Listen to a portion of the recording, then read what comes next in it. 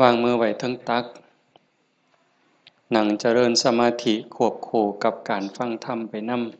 ำสิเฮ็ดจังได๋ก็ได้ตามที่เฮาเคยเฮ็ดนะสิพุทโธพุทโธไปเรื่อยก็ได้บ่ต้องสนใจดอกว่าเว้าหยังเฮาสิเอาเสียงที่ได้ยินดังขึ้นแล้วก็ดับดังขึ้นแล้วก็ดับตั้งสติไว้ที่หูเอาเสียงที่ได้ยินนี่เป็นอารมณ์ประกรรมฐานเกิดขึ้นดับเกิดขึ้นแล้วก็ดับเกิดขึ้นแล้วก็ดับก็ได้คือว่าการฟังเอาคำปากคำเว้าก็สิบ่ปานใดดอกโยมก็ฟังมาหลายหูมาหลายเข้าใจมาหลายปฏิบัติมาหลายแล้วเมืองอุบลเป็นเมืองนักปราชญ์ลูกศิษย์ลูกหาหลวงปู่ชาติเต็มหมดอยู่แถวนี้คันว่าสั่นงานจังสี่มันก็เกิดบ่ได้ได้ยินอาจารย์สันติเพิ่นเล่าสู่ฟังน้อยๆถ้ามาก็รู้สึกว่าดีใจนำอนุโมทนาสาธุโดยเฉพาะเจ้าภาพเจ้าของสถานที่คันเฮาบ่ได้เข้าใจในหลักธรรมบ่มีธรรมะเกิดขึ้นในหัวใจเนี่ยเฮ็ดจั่งใดสิเสียสละได้ปานนี้โยมน้อมจิตน้อมใจเบิ่งเจ้าของเด้แม้กระทั่งญาติโยมผู้มาร่วมประพฤติปฏิบัติคือกันถือว่าเฮาบุญหลายหลายคันบุญบ่หลายเนี่ยเฮาบ่ได้เกิดเป็นคนเป็นคนแล้วก็บ่ได้เป็นมนุษย์เพราะว่าคนกับมนุษย์มันคือแต่มันบ่คือก็คือเพียงแค่รูปร่างหน้าตากิริยาอาการคำปากคำเว้าแต่จิตใจความรู้สึกนึกคิดมันต่างเฮาได้เป็นมนุษย์พบพระพุทธศาสนาเกิดในบ้านในวัดในว่าในบ้านที่มีวัดมีว่ามีครูบาอาจารย์จูงใส่ศีลใส่ธรรมเฮาฟังหูเรื่องเฮาเข้าใจตั้งตนอยู่ในความบ่ประมาทกำลังดิ้นรนขนขวายหาที่เพิงให้กับเจ้าของเฮากำลังหาที่เพิงหาที่ยึดเหนี่ยวให้กับดวงใจเพราะว่าชีวิตเนี่ยมันประกอบด้วยสองอย่างอันหนึ่งกายอันหนึ่งใจร่างกายนี่ ก็อาศัยแรงบุญแรงบาปยังมีผสมประสานอยู่ในกระแสจิตก็จังได้มีโอกาสเกิดในโอกาสเกิดอาศัยท้องแม่แบ่งปันดินน้ำลมไฟมาเป็นเนื้อเป็นตัวถึงพ่อแม่สิแบ่งดินน้ำลมไฟเป็นเนื้อเป็นตัวเฮาแต่สิ่งที่ตกแต่งให้เฮาเป็นผู้หญิงให้เฮาเป็นผู้ชายเป็นคนขี้ร้ายเป็นคนงามเป็นคนโง่เป็นคนฉลาดเป็นคนทุกข์เป็นคนรวยอันนั้นขึ้นกับบุญเนี่ยขึ้นกับบุญกับบาปที่ได้เฮ็ดได้สร้างได้ทำไว้ตั้งแต่อดีตก่อนๆเฮาทั้งหลายจังว่ามีบุญมันมาจากขันธ์แล้วหนีจากนรกพ้นเปรตพ้นอสุรกายพ้นสัตว์เดรัจฉานได้มาเป็นคนยกระดับจากคนมาเป็นมนุษย์มีศีลมีธรรมเข้าใจในเรื่องเล่าวของชีวิตแก้วแหวนเงินทองเฮาก็หาอยู่ประกอบสัมมาอาชีพเลี้ยงปากเลี้ยงท้องเลี้ยงลูกเลี้ยงหลานอยู่2 มื้อ3 มื้อที่เฮามาอยู่ในสวนธรรมเนี่ยคันไปค้าไปขายเด้ มันสิได้จักบาทผู้บางคนได้เป็นพันผู้บางคนได้เป็นหมื่นแต่ญาติโยมคิดว่าเอาไว้ซะก่อนแก้วแหวนเงินทองก็มีค่าอยู่มีประโยชน์อยู่แต่มันบ่สู่บุญบ่สู่บุญบ่สู่กุศลบุญกุศลจะเฮ็ดให้เฮาดียิ่งขึ้นไปกว่านี้สูงขึ้นไปกว่านี้บุญเป็นที่เพิง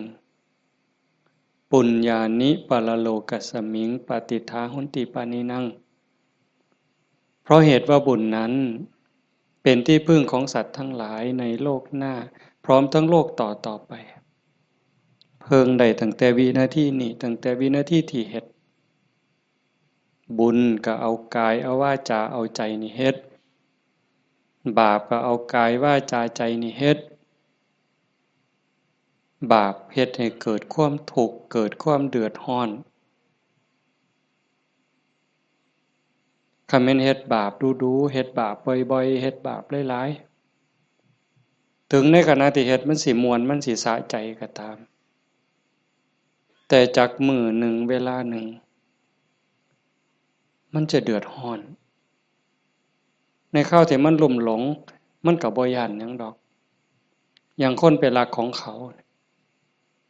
คนฆ่าเขาเนี่ยฆ่าสัตว์ลักทรัพย์ประพฤติผิดในกามล่วงเกินลูกหลานสามีภรรยาผู้อื่นนอกใจผัวเมียเจ้าของก็แล้วแต่ขี่ตัวใส่ร้ายป้ายสียุโยงให้แตกเหล่าสามัคคีตอนเฮ็ดตอนทำตอนกำลังมั่วเมาอยู่นี่ก็บ่ย้านหยังก็คิดว่ามันบ่มีผลแต่บัดฮอดเวลาหนึ่งมันจะเกิดความเศร้าหมองเกิดความย้านแต่มาว่าทุกคนเนี่ยแม่นสิปากคำเว้ายืนยันนักแน่นว่าบ่เชื่อดอกว่าบาปมีบุญมีชาติหน้าชาติก่อนนรกสวรรค์บ่มีดอกนั่นก็เว้าแต่ปากซ่อมเมืองโลดคันมีคนแนวนั้นอยู่ใกล้เฮาปากว่าบ่ย้านแต่ว่าใจส่วนลึกมันยังมีอยู่วันๆอยู่คือกันบัดยามเจ็บยามไข้คือยามที่บาปกรรมมันตามทัน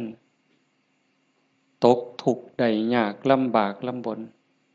ตอนนั้นสิกระวนกระวายเป็นทุกข์ตั้งแต่ยังมีชีวิตอยู่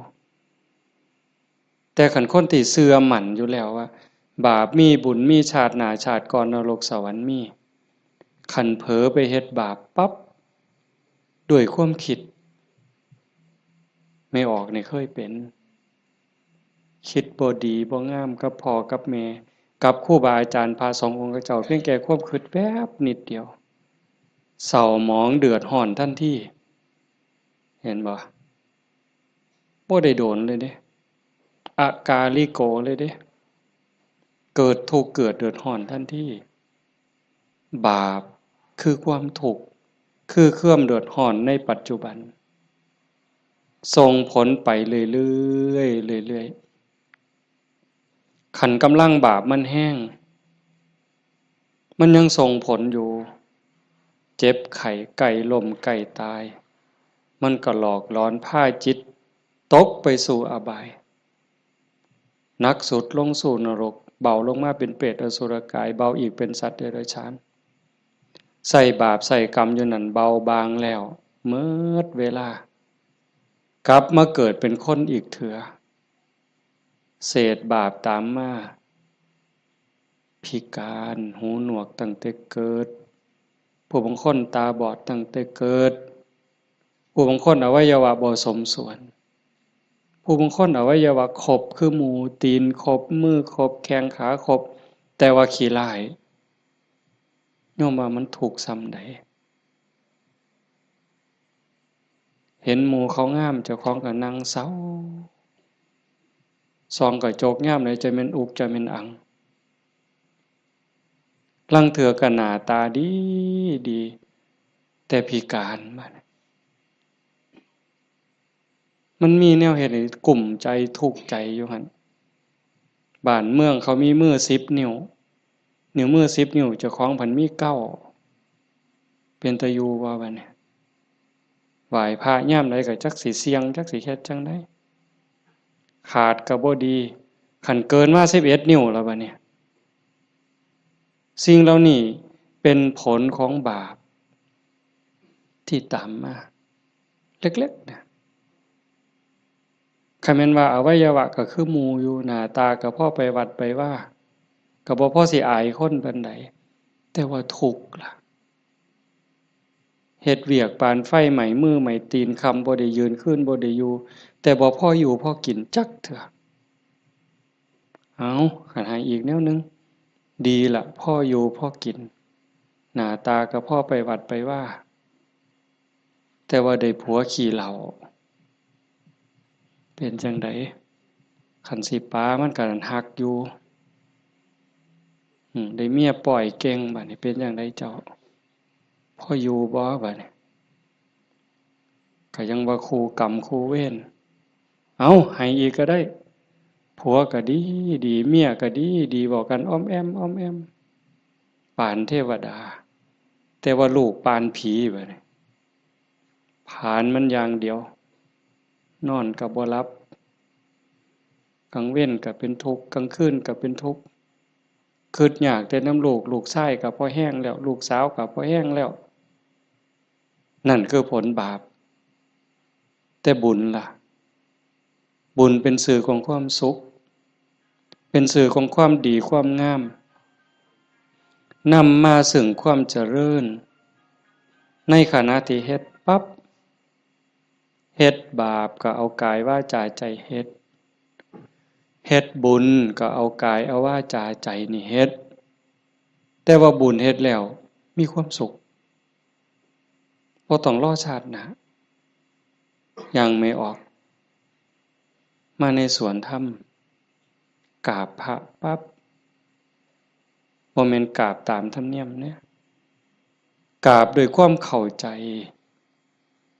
ว่าเฮากราบพระรัตนตรัยพระพุทธเจ้าพระธรรมพระสงฆ์พระพุทธะนี่อยู่ในใจกราบลงไปโดยสำนึกขึ้นขององค์สมเด็จพระบรมศาสดามันเกิดความอิ่มใจเกิดปีติสิสังเกตไม่ออกสังเกตเจ้าของอยู่ว่าเวลาเฮานั่งสมาธิเนี่ยคือภาคค่ำเนี่ยแหละภาคแรงเนี่ย5 โมงแรง6 โมงแรงนั่งสมาธินิ่งๆหอดเวลาทำวัดคุกเข่าขึ้นกราบงามๆนิ่มนวล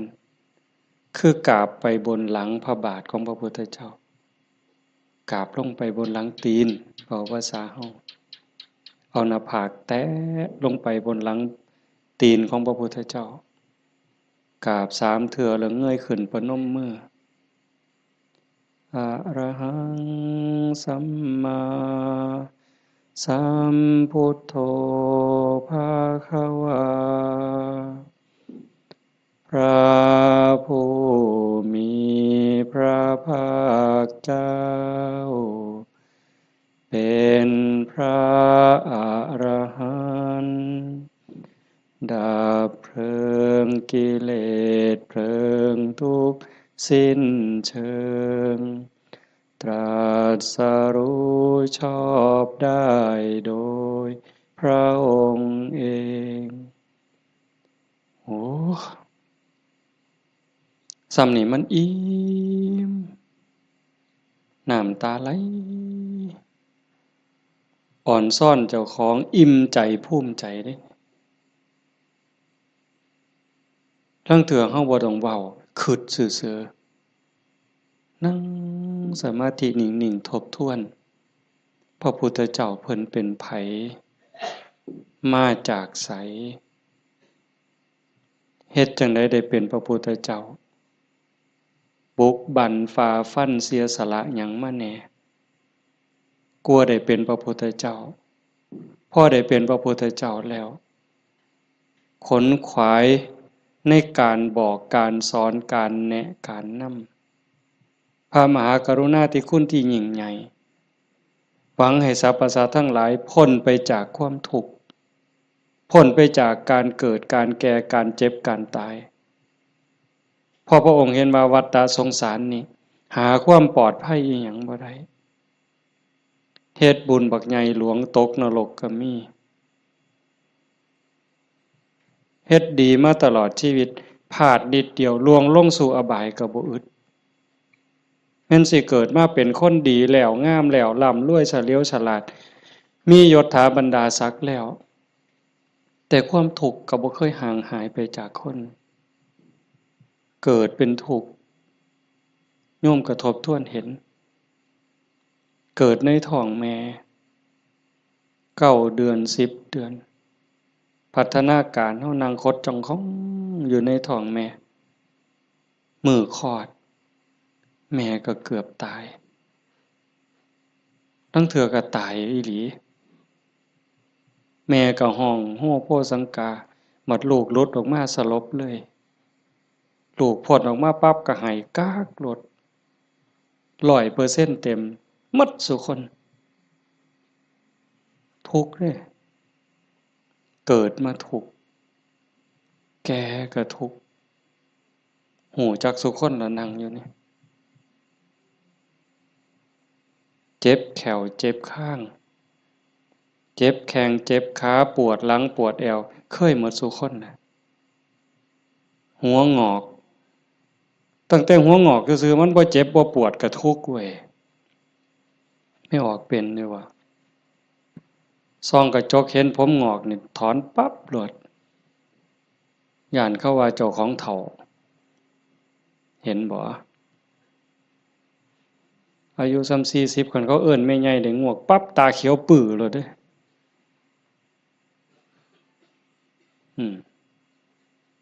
แต่คันอายุ60เขาเอิ้นน่าสาวอายุปานใดล่ะ60โอ้ว่าแต่แม่น45หนู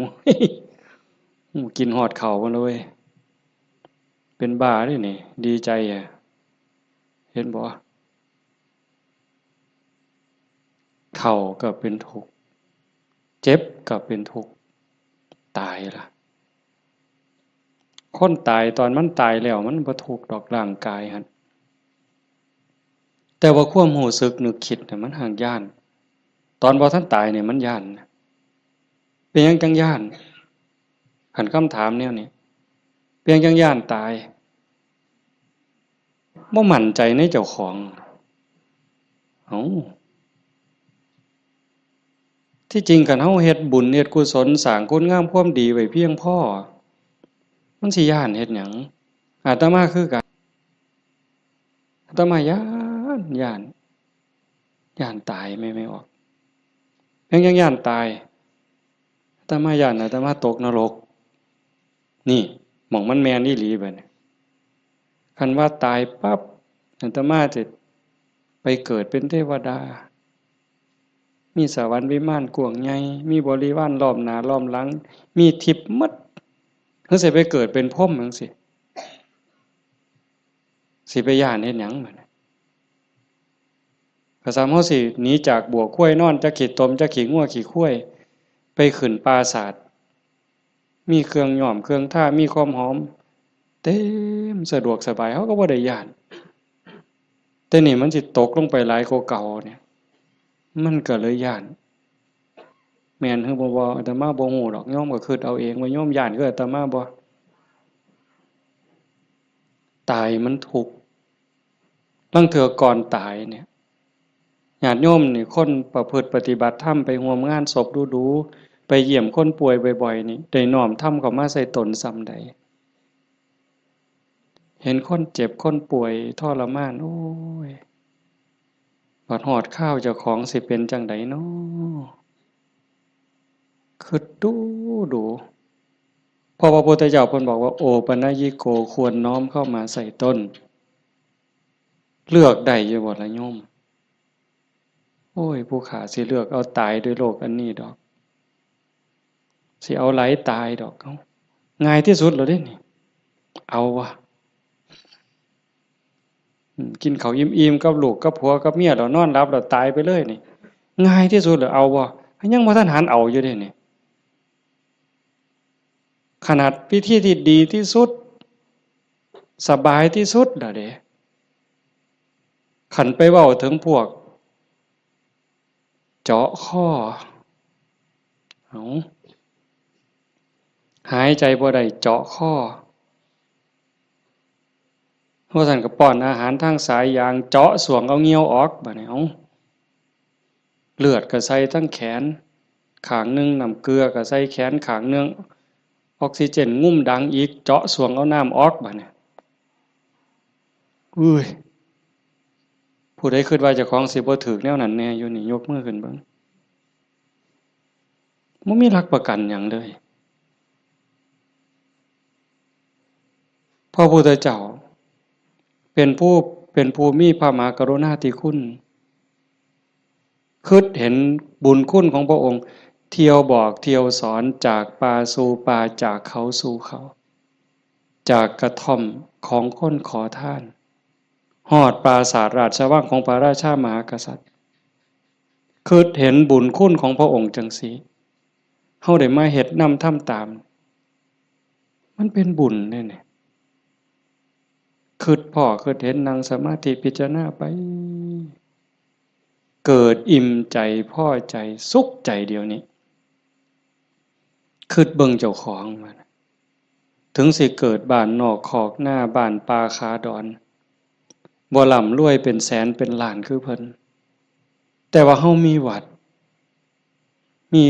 มีครูบาอาจารย์มีพี่มีน้องที่รักศีลรักธรรมเฮามีสัมมาทิฏฐิมีความเห็นถูกเห็นตรงตามคำสอนพระพุทธเจ้าอย่างน้อยๆนี่เชื่อว่าบาปมีบุญมี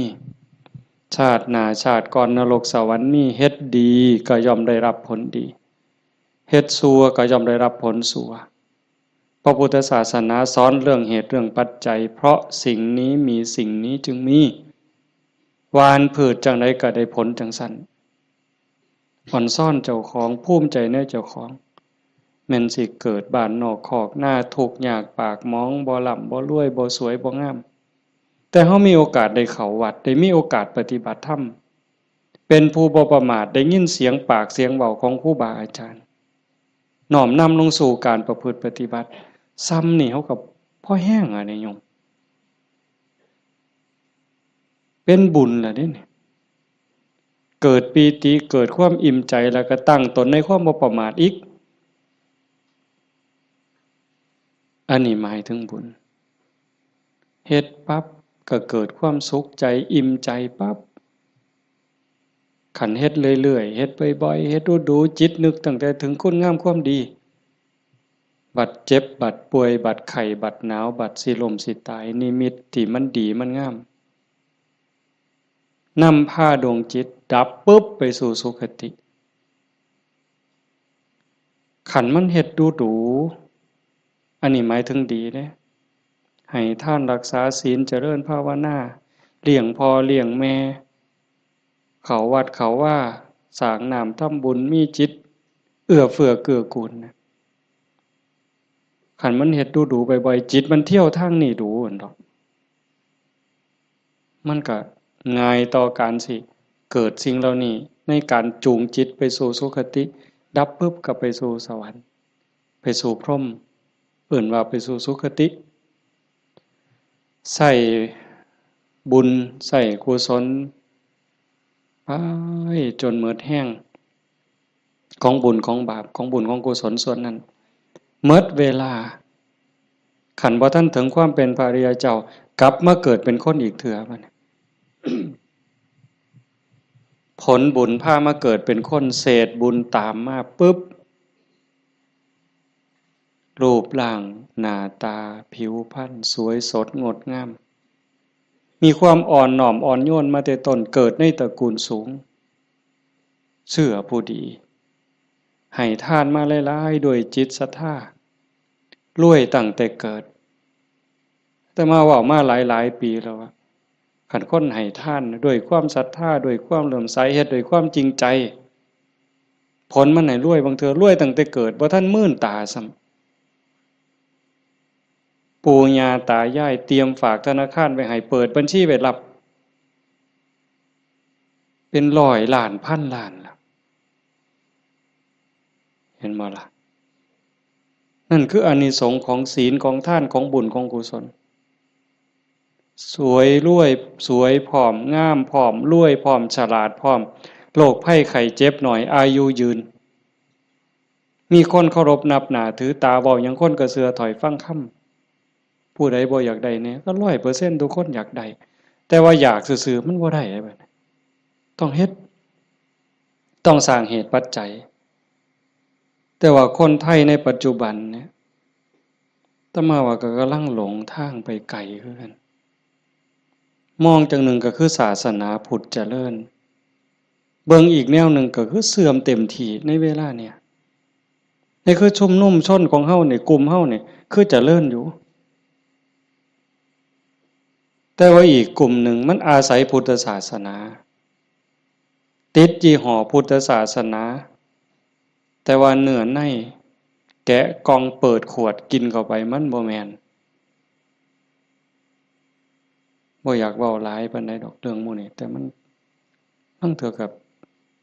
เป็นตะเว้า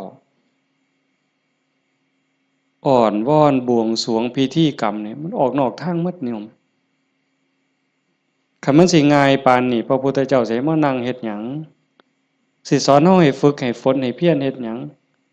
ครูบาอาจารย์หลวงปู่หมั่นหลวงปู่ชาเอาชีวิตเกือบบ่รอดก็ซั่นก็ขึงฝ่ายแล้วก็มาผูกหัวเจ้าของก็สวดซะทีล่ะอิติปิโสล้าน800,000ก็ได้ตัวให้มันหอเวินกิเลสคูโคบออกโลดติล่ะมันแม่นบ่ล่ะกระแสนี่กำลังแห้งแม่ออกกระแสนี่กำลังหลาย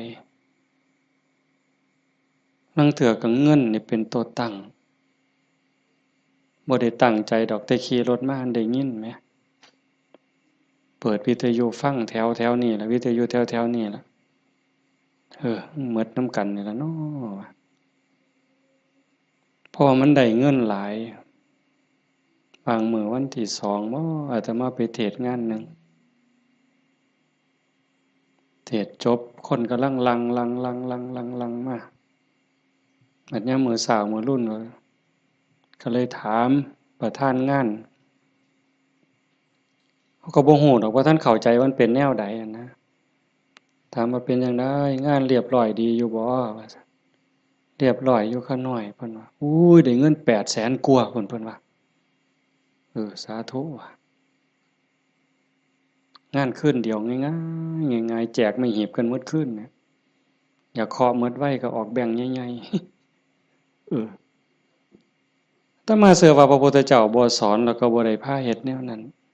แต่แนวจังซี่นี่แม่ออกพอออกนอกจากเป็นบุญเป็นกุศลเด้เฮามาเฮ็ดในมื้อนี้เวลานี้เด้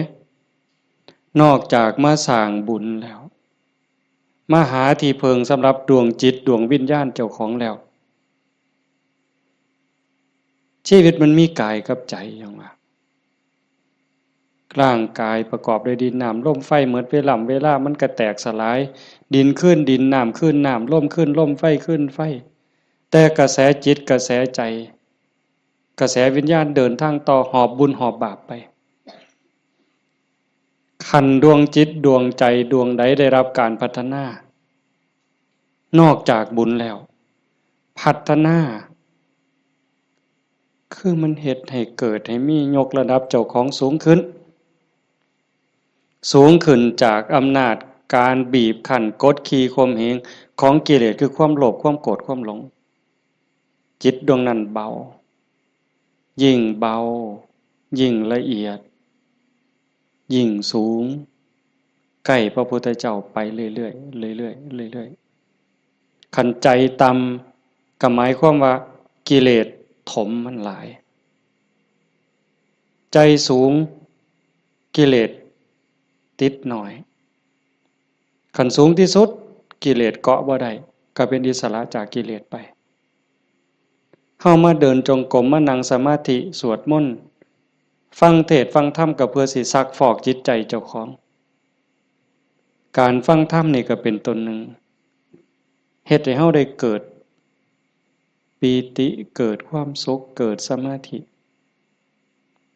ตั้งแต่เกิดความเข้าใจได้ส่องได้ทางยกจิตเจ้าของให้มันสูงยิ่งขึ้นได้เฮาก็เฮ็ดหลายๆอย่างทั้งการฟังทั้งการประพฤติปฏิบัติทั้งการสวดมนต์เฮาทำวัดแปลมันยิ่งเห็นยิ่งเข้าใจอย่าเอาเพียงแค่มวลเอาเพียงแค่ความไพเราะอย่างเดียวเฮาสวดสัทธาเฮามีโอกาสพินิจพิจารณาถึงความหมายที่เฮากล่าวออกไปแต่ละคำน้อมนึกเห็นพระพุทธเจ้านึกถึงครูบาอาจารย์พระอริยสงฆ์คือจังเพิ่นบอกเพิ่นสอนอ่านไปนำสวดไปนำพิจารณาหาเหตุหาผลหาความหมายนำมันจะได้เข้าใจยิ่งขึ้นคันเฮาคิดจังสี่คือโยมพอออกผู้เป็นเจ้าภาพเป็นตะเงิดคนอีหลีเด้อาตมาเห็นอาจจะเห็นมาหลายแต่จื้อได้นี่เป็นรายที่สองผู้หนึ่งโยมเพื่อสังขะจังหวัดสุรินทร์เฮ็ดแรกๆเนี่ยเฮ็ดเป็นรีสอร์ทเฮ็ดสวนนี่เป็นรีสอร์ทมีบ้านพักเอาไปเอามาไปปฏิบัติธรรมดูเขาก็คือสิบ่ต่างกับเจ้าภาพเฮาใจตกลงไปในกระแสธรรมหักศีลหักธรรมมั่นใจแล้วว่าอันใดสิเป็นที่เพิงของชีวิตอันใดสิเป็นสมบัติควรสิถือออกจากโลกนี้ก็ค่อยๆเปลี่ยนบัดจากรีสอร์ทจากบ้านพักนัดพี่นัดน้องไปร่วมปฏิบัติจากกลุ่มก่อนเล็กๆจัดประกาศงานบักใหญ่มีงานปฏิบัติธรรมมาหลายปีตั้งสถานีวิทยุคือกันเลย2 ปีที่ผ่านมาหลังเนี่ยจัดงานปริวาสโยมได้นี่ไม่ออกได้นี่เอาสวนเจ้าของจัดเป็นงานปฏิบัติธรรมนิมนต์พระมาเข้าอยู่ปริวาสกรรมญาติโยมไม่ออกชาวบ้านก็มาร่วมปฏิบัตินำกับพ่อๆกันนี่แหละครับเฮาแต่เพิ่นก็มีพระเสริมเข้ามานี่คือมั่นใจแล้วว่าสิ่งที่สิถือออกจากโลกนี้นอกจากบุญกุศลคุณงามความดียังมีโอกาสได้คัดเกลาจิตใจยกระดับจิตวิญญาณเจ้าของให้สูงขึ้นให้มันสูงขึ้นจากอำนาจของความโลภความโกรธความหลงความอิจฉาริษยาอาฆาตพยาบาทจองเวรหน่อยเนื้อต่ำใจบุญยังบ่ทันปลอดภัยปานใดเลยดีอยู่แต่บ่ทันปลอดภัยเพราะว่าคำสอนของศาสนาญาติโยมก็ได้ยินอยู่แล้วหลายๆมื้อเฮาก็ทำวัดอยู่ประจำละชั่วประพฤติดีเห็นบ่ละชั่วประพฤติดีทำจิตให้บริสุทธิ์ตัวจิตบริสุทธิ์นี่จึงเป็นพุทธศาสนาละชั่วมาเฮ็ดดีนี่มันยังบ่ทันฮอดพุทธศาสนาแต่มันเป็นหลักสากลของโลกของจักรวาลผู้ใดเขาก็สอนกันแบบนี้เนี่ยโยมก็ลองพิจารณาว่าชีวิตเฮาที่เหลืออยู่เนี่ยเฮาสิเฮ็ดจังไดจังสิใกล้พระพุทธเจ้าใกล้หลักธรรมเข้าไปที่สุดจากชั่วมาถึงดีจากดีไปถึงว่างจากชั่วมาถึงดีจากดีไปถึงว่างตัวทางสายกลางเนี่ยเฮาเดินจงกรมเฮานั่งสมาธิแน่ๆแล้วว่าเฮานั่งเอาบุญแต่ว่าเหนือกว่านั้นเด้การพัฒนาการยกระดับจิตโยมก็ต้องเบิ่งนำเพราะว่าธรรมะคำสั่งสอนของพระพุทธเจ้ามันปฏิบัติได้บ่จำกัดการสวากขาโตภควตาธัมโมพระธรรมเป็นสิ่งที่พระผู้มีพระภาคเจ้าตรัสไว้ดีแล้วเฮาสวดมนต์ว่าจังซี่ ดีนี่หมายความว่าจังไดดีก็หมายความว่าบ่ชั่วตอบแบบพี่บ่าเว้าเด้ดีคือบ่ชั่วแต่ในความหมายนั้นดีแล้วหมายความว่าบ่ขาดพระพุทธเจ้าสอนไว้ตรัสไว้บ่ขาดแล้วก็บ่เกินพอดีพอดีสำหรับการดับทุกข์สำหรับการสร้างบุญสร้างกุศลสร้างประโยชน์กับส่วนรวมแล้วพอดีสำหรับการดับทุกข์บ่ต้องเติมเข้าไปอีกแล้วก็บ่ต้องเอาออกคำสอนเนี่ยบ่ต้องเอามาเติมคันพวกมาเติมกลายเป็นสัตว์ทำปฏิรูปเป็นของปลอมไปมองศาสนาสิฟั่นเฟื่อนมองเฮาสิหลงทางเสียเวลาของชีวิตเฮ็ดไปก็เสียเงินเปล่าเสียเวลาเปล่านั่นคือมัน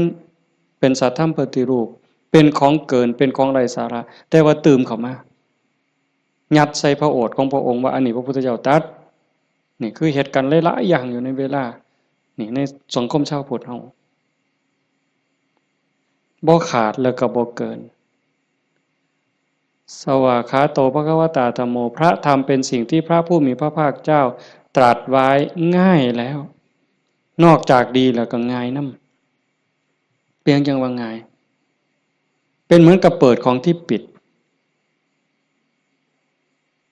ของที่ถูกปิดอันไหนเป็นคนปิดความบ่ฮู้อวิชชาความบ่ฮู้โมหะความหลงความมืดมันครอบงำจิตใจของเราสัตว์มาชั่วอนันตกาลจนเจ้าชายสิทธัตถะเสด็จออกบวชบำเพ็ญเพียรบารมีได้ตรัสรู้ใต้ต้นพระศรีมหาโพธิ์ก่อนพุทธศักราช45ปีนั้นจึงเปิดขึ้นมาได้นักบวชก่อนพระองค์เนี่ยเฮาสินับหลายปานใดเป็นหมื่นๆองค์หมื่นๆศาสดาหมื่นๆครูอาจารย์ที่แสวงหาแต่ว่าบ่มีผู้ใดพอเปิดบ่ออกบุญบารมีบ่ถึงแต่เจ้าชายสิทธัตถะบำเพ็ญบารมี20อสงไขยกำไรแสนมหากัปบารมีเต็มเปี่ยมจังสามารถเปิดของที่ปิดหงายของที่คว่ำจุดแสงสว่างในที่มืดบอกทางแก่คนหลงทางนี่คือคำสอนของพระพุทธเจ้าเด้เปิดของที่ปิดหงายของที่คว่ำบอกทางแก่คนหลงทางจุดแสงสว่างในที่มืดก็จังว่าตรัสไว้ง่ายแล้วธรรมมันอันมีส่วนขี้ริ้วพระองค์เฉือนออกหมดสิ้นแล้วตัวใดมันเฟือมันฝุ่มเฟื่อยเป็นเรื่องไร้สาระเฮ็ดให้เสียเวลาพระองค์ปาดออกเฉือนออกหมด คือกันครับใบใหม่เมิดป่าแต่พระองค์นำมาสอนซ้ำกับกำใหม่ในมือใบใหม่ในกำมือเนี่ยม่วนหลายมันบ่เป็นประโยชน์บ่เป็นไปเพื่อการดับทุกข์มันอาจเสียหลายคือกับใบใหม่ในป่าสูตรนั่นสูตรนี่สูตรยารักษาโรคสูตรสะเดาะเคราะห์ต่อชะตายังก็สิบอกกันคือซุมื้อเสริมดวงเสริมมงคลนั่นก็แล้วแต่วิชาที่มันบ่เป็นไปตรงไปเพื่อความดับทุกข์พระองค์บ่เอามาสอนเฉือนออกบ่เอามาเว้าถือเป็นเรื่องไร้สาระเป็นหยังจังเอาแต่สิ่งที่มันเป็นประโยชน์ล้วนๆเอาแต่แก่นเพราะว่าวันเวลาของชีวิตเฮาบ่พอโยมชีวิตหนึ่งๆเฮาบ่พอสำหรับการจะปลดเปลื้องกิเลสออกจากใจเป็นเรื่องรีบด่วนวันเวลาของชีวิตเฮามันบ่ถึง100ปีจะคนเนี่ยเห็นบ่เบิ่งดีๆเด้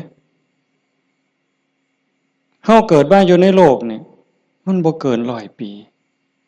หลายคนอยู่นี่60แล้ว70แล้ว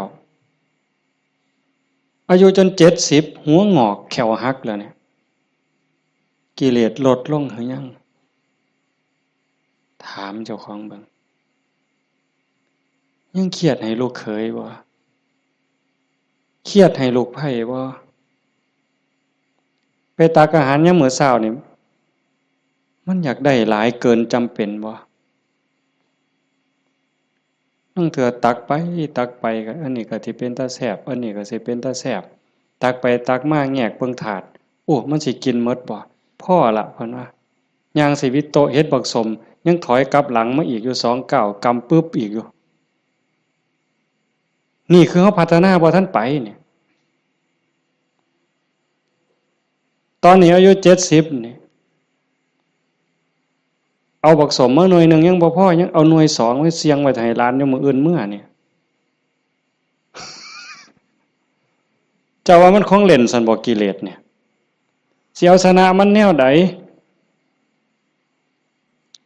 หลายภพหลายชาติหลายแสนชาติล้านชาติมาแล้วที่เฮาแพ้มาตลอด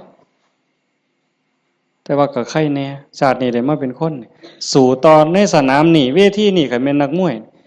นี่คือเวทีแก้มือแม่ว่านัดล้างตาก็แม่นการแก้มือกันเป็นกีฬาหยังก็ตามนี่เป็นไฟหนึ่งเป็นเกมหนึ่งที่เฮาสิเอาชนะมันแต่ตอนนี้จากยกแรกมาจนฮอดยก5นี่เฮาถึกมาสะบักสะบอมในนับ8ก็หลายรอบแล้วอีกบ่ถึงนาทีแล้วเด้มันสิหมดยก5นี่สิหวังน็อกอยู่บ่เจ้า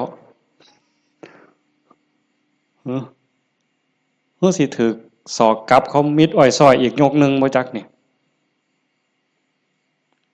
ต้องเบิ่งให้เห็นเด้จังว่าพระพุทธเจ้าเพิ่นเฉือนออกหมดสิ้นแล้วเอาแต่เรื่องทุกข์เรื่องดับทุกข์จ่อๆเข้ามาคันเอาว่าท่านเข้าใจซ้ำนั้นอ่านความรู้สึกเจ้าของมันเฮามาเดินจงกรมนั่งสมาธิซ้ายย่างเนาะขวาย่างเนาะสิย่างพุทโธก็แล้วแต่ย่างเฮ็ดหยังอาตมาอาจสิเว้าบ่ถูกเด้ญาติโยมอาจจะเข้าใจกว่าอาตมาก็เว้าไปตามบ่าซั่นเนาะย่างเพื่อฝึกสติเพื่อเพิ่มความถี่ของสติสัมปชัญญะสติคือความระลึกได้สัมปชัญญะคือความรู้ตัวฝึกบ่อยให้เฮาเผลอนี่เอาวันนี้เรื่องบุญน่ะมันของตายอยู่แล้วไม่ออกบ่ออกเรื่องบุญน่ะของตายเพียงแค่เฮาตั้งอกตั้งใจมีศรัทธามาเฮ็ดให้บุญของตายมันได้อยู่แล้วจากชั่วมาถึงดีจากดีมาถึงว่างจากบาปมาถึงบุญจากบุญไปถึงว่างเนี่ยบุญน่ะของตายเฮาเพียงแค่มีศรัทธามานี่มันมหาศาลแล้วบุญเป็นต้นหนุนแต่ว่าเฮาสิเอาดีกว่านั้นบ่คันเจ้าดีกว่านั้นทุกอย่างก้าวที่เฮาย่างซ้ายหูว่าซ้ายขวาหูว่าขวาคันสิเอาขวาพูดซ้ายโทก็ให้ฮู้อย่าให้จิตออกนอกปกติคนเฮานี่จิตมันสิส่งออกนอกย้อนไปอดีตบ้างมื้อวานมื้อก่อนปีกาย10 ปีก่อนยังเอามาคิดดีบ่ดีก็ให้คือเห็นแนวเป็นตะทุกข์หลายเศร้าหลายนอนให้คือเห็นตั้งแต่10 ปีก่อนพุทธอันนี้ก็บ่แม่นคิดไปคิดมาเห็นตั้งแต่อดีตได้ตามใจเฮ็ดอันนั้นก็แม่นหมดแน่นหมดถูกใจเจ้าของหมดนอนหัวยุ่มอยู่อันนี้ก็บ้าบ่แม่นคันบ่อยู่กับอดีตบ่นี่พูดอนาคตมื้ออื่นมื้อนี้ผู้เขาหดบ่นอพูนย่านผู้เหี่ยวอ่ะมึงดิล่ะอีหล่าหลานน้อยมันสิคิดฮอดแม่ใหญ่มันบ่นอไปดอกเด้อันนั้นอันนี้มันสิได้เป็นจังซี่บ่เกิดความวิตกกังวลไปข้างหน้าอันนี้ก็บ่แม่นการประพฤติปฏิบัติพระพุทธเจ้าเพิ่นบอกให้อยู่ในปัจจุบันอดีตก็ละไปแล้วอนาคตก็ยังไม่มาให้อยู่กับปัจจุบันที่เฮาพุทโธนี่คือเห็นปัจจุบันหายใจเข้าพุทนี่เห็นปัจจุบันโธออกนี่เห็นปัจจุบันในเมื่อมีสติอยู่กับปัจจุบันอันนี้เป็นเครื่องฝึกเป็นเครื่องมือในการฝึกจิตที่มันเคยวอกแวกไปอดีตแน่อนาคตแน่บ่นิ่งแน่เพราะเฮาจับไว้กับอารมณ์พระกรรมฐานผู้บางคนก็ท้องพองท้องยุบหนอพองหนอพุทโธคือลมหายใจซื่อๆเอามันไว้จับไว้นี่จิตมันก็ค่อยนิ่งเข้าคันเฮาบ่ลดละความเพียรคันจะเว้าถึงสติเป็นคือกับหัวสติเตสังนิวารนังสติเป็นเครื่องกั้น กั้นหยังกั้นกิเลสกั้นกิเลสคือความเศร้าหมองคือความมืดความเศร้าหมองแห่งจิตแห่งใจบ่ให้มันมาท่วมทับจิตก็คือฝึกจังซี่คันสมมุติว่าสติเป็นเครื่องหัวเป็นหลักหัวมื้อนึงคือฮอดพุทโธเทื่อนึงขาดบ่เนี่ยเมิดมื้อคือฮอดพุทโธได้เทื่อนึง2เทื่อ10เทื่อ100เทื่อก็ยังว่าห่างคันมันเป็นหลักหัวนี่ลมฮอดสร้างคันสมมุติว่าเฮ็ดไร่เฮ็ดนานี่บ่ว่าแต่งัวเขาสิมากินดอกควายสิมากินดอกลมฮอดสร้างหัวมันห่างแม่นไหมมื้อนี้เฮาฝึกดูๆมาเพียรปฏิบัตินี่ฝังหลักที่เขาแต่ก่อนมันห่างเป็น 2-3 เมตรสร้างเขาได้มื้อนี้ปักเขาไปกลางกึบเหลืออยู่เม็ดครึ่งสร้างเขาบ่ล้มเนี่ยแต่ว่าควายเขาได้เด้ฝึกเขาไปอีกเพียรไปอีกพยายามเขาไปอีกฝักกึบเขาไปอีกจากเม็ดครึ่งเหลือ75เส้นจบควายเขาบ่ได้งัวเขาบ่ได้แต่ว่าหมูอาจสิเขาได้เด้ดุดมุนเลยเสียบเข้ากลางกึบเหลือ30กว่าเส้นหมูเขาบ่ได้แต่หมาเขาได้บัดนี้เพี้ยนเขาไปอีกสับเข้ากลางจาก30กว่าเหลืออยู่20 15ขึ้นไปหา20เสียบเข้าไปอีกเหลืออยู่10กว่าเส้นบัดนี้แล้วไก่ก็เขาบ่ได้เสียบเข้าไปอีกไก่เขาบ่ได้กบอาจสิเขาได้ที่เขาอีกกบเขาบ่ได้เขียดโม่เขาได้ที่เขาอีกเขียดโม่เขาบ่ได้เขาได้แต่เขียดแค่หน้าสติเฮาคือกันสติสัมปชัญญะฝึกบ่อยๆฝึกดูๆเห็นดูๆหูดูๆมันก็จะเป็นความชำนิชำนาญความระลึกรู้ระลึกเห็นบ่อยๆเกิดขึ้นอยู่ในปัจจุบันบ่อยๆบ่ได้แวบไปสู่อดีตบ่ได้แวบไปสู่อนาคตเกิดความตั้งมั่นเกิดความมั่นคงสติสัมปชัญญะสมาธิความตั้งมั่นได้บัดนี้สมาธิคือความตั้งมั่นแห่งจิตจิตบ่วอกแวกปัญญารอบรู้ในกองสังขารที่มันมาหลอกจิตสังขารกลางกายก็อีกอย่างนึงสังขารคือจิตใจก็อีกอย่างนึงกายนั่งนิ่งแต่ว่าจิตมันคิดไปทั่วทิพย์ทั่วแดนในเมื่อหูจักเรื่อยๆหูจักบ่อยๆพยายามผูกมันไว้ผูกไว้คอยตะล่อมจิตมันคือลิงเพิ่นยังว่าผูกไว้คือผูกลิงใส่หลักสติเป็นเหมือนกับเชือกองค์ภาวนาเป็นคือกับหลักมันสิดื้อปานใดลิงมันดื้อไปโลดมันไปบ่ได้จักหน่อยมันก็ล้ามันก็ซ่าลงจักหน่อยก็นั่งจิตเฮาคือกันเฮาบ่เครียดดอกมันไปก็ปล่อยมันไประลึกได้ปั๊บก็กลับมาใหม่ระลึกได้ปั๊บกลับมาใหม่ดูเขามันก็มีทางมันก็เป็นความชินของมันอยู่จักหน่อยก็นิ่งได้พอแต่มันนิ่งมันอิ่มแน่ไม่ออกก็สิเคยเห็นหลายคนนั่นล่ะเก่งกว่าอาตมาล่ะนั่งอยู่นี่ซ้อมเบิ่งเนี่ยเกิดความอิ่มใจสุขใจคันเฮ็ดดูๆบ่อยๆอย่างเฮาเบิ่งท้องพองท้องยุบเห็นคักๆขณะที่ท้องพองขึ้นปุ๊บทอเส้นผมปุ๊บขึ้นมาก็เห็นยุบลงปุ๊บทอเส้นผมนี่ก็เห็นหายใจเข้าหายใจออกคือกันในนี่มันก็มีการเกิดดับเห็นอยู่ในเมื่อนี้จังซั่นปั๊บเกิดปีติเกิดความสุขเกิดอิ่มใจอันนี้เล็กๆดอกของเล่นน้อยๆขนอดบางเถื่อเฮาเฮ็ดดูๆบ่อยๆจนได้หูจักมันแน่แล้ว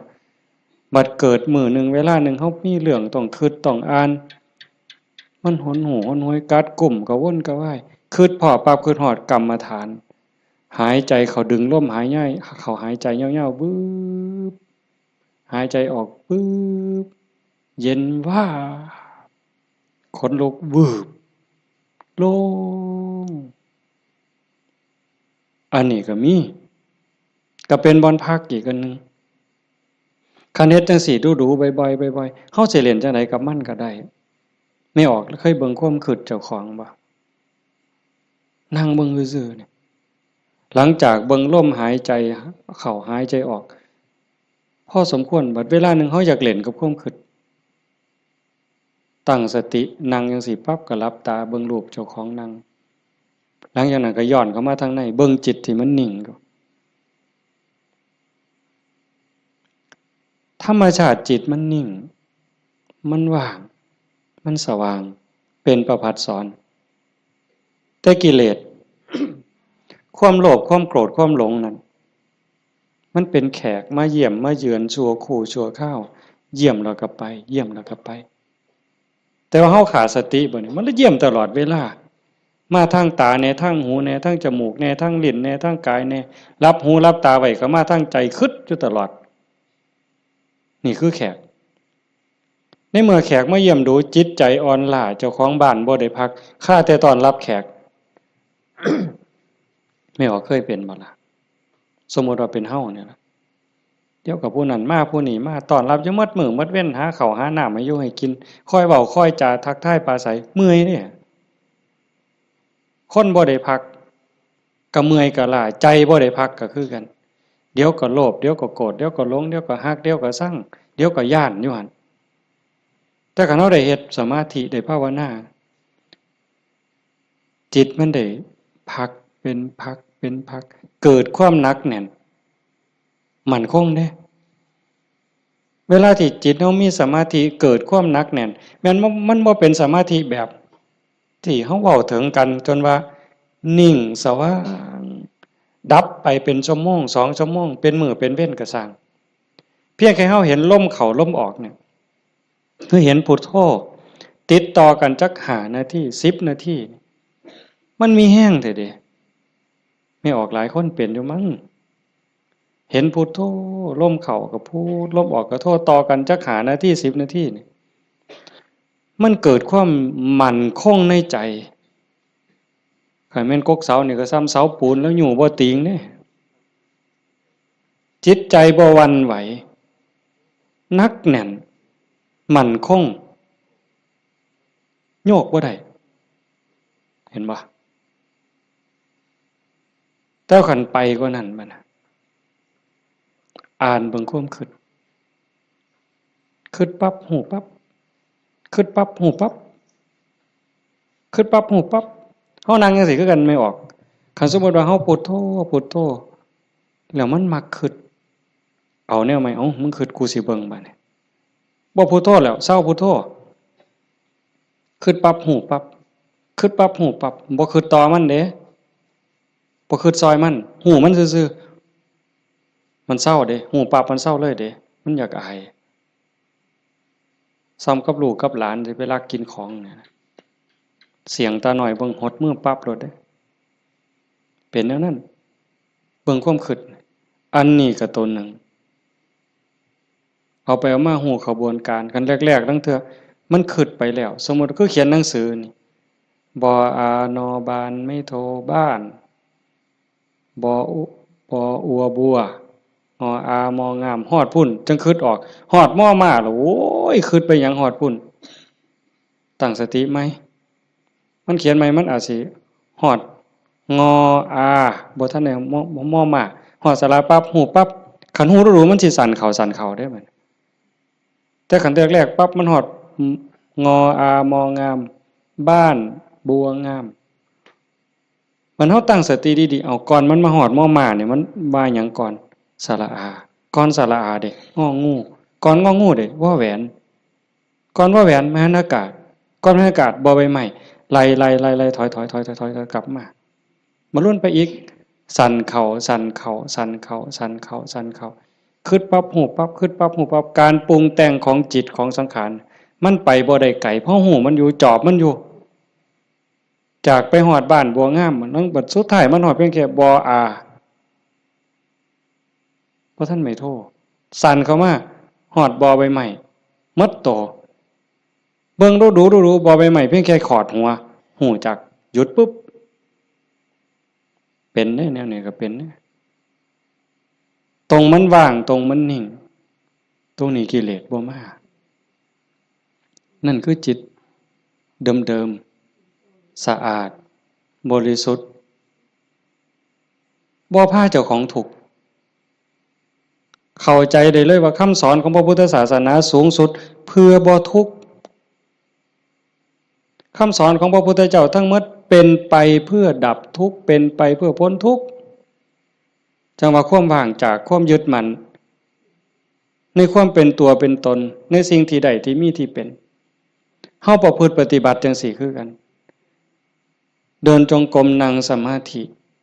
เพื่อจะเริ่มสติสัมปชัญญะปัญญาสมาธิให้มันหูเท่าทันในเมื่อกิเลสเกิดมากระทบกิเลสคือความทุกข์คือความเดือดร้อนความเศร้าหมองต่างๆมันจะเกิดขึ้นกับจิตกับใจมันมาทางใดๆมันมาทางตามันเข้าทางตาเข้าทางหูทางจมูกทางลิ้นทางกายทางใจเพิ่นเอิ้นว่าอายตนะอายตนะเป็นเครื่องเชื่อมต่อภายในก็มี6ภายนอกก็มี6ตามันเป็นคู่กับรูปหูเป็นคู่กับเสียงจมูกเป็นคู่กับกลิ่นลิ้นเป็นคู่กับรสกายเป็นคู่กับสัมผัสใจเป็นคู่กับอารมณ์มันใส่ตาใดเข้าทั้งตาใดมันเข้าทั้งตาใส่หูใดมันเข้าทั้งหูใส่ดังใดมันเข้าทั้งดังใส่ลิ้นใดเข้าทั้งลิ้นรับหูรับตาไว้มันเข้าทั้งใจพี่เฮาฝึกสติสัมปชัญญะเพื่อให้อยู่กับปัจจุบันให้มันเท่ามันทันให้มันเร็ว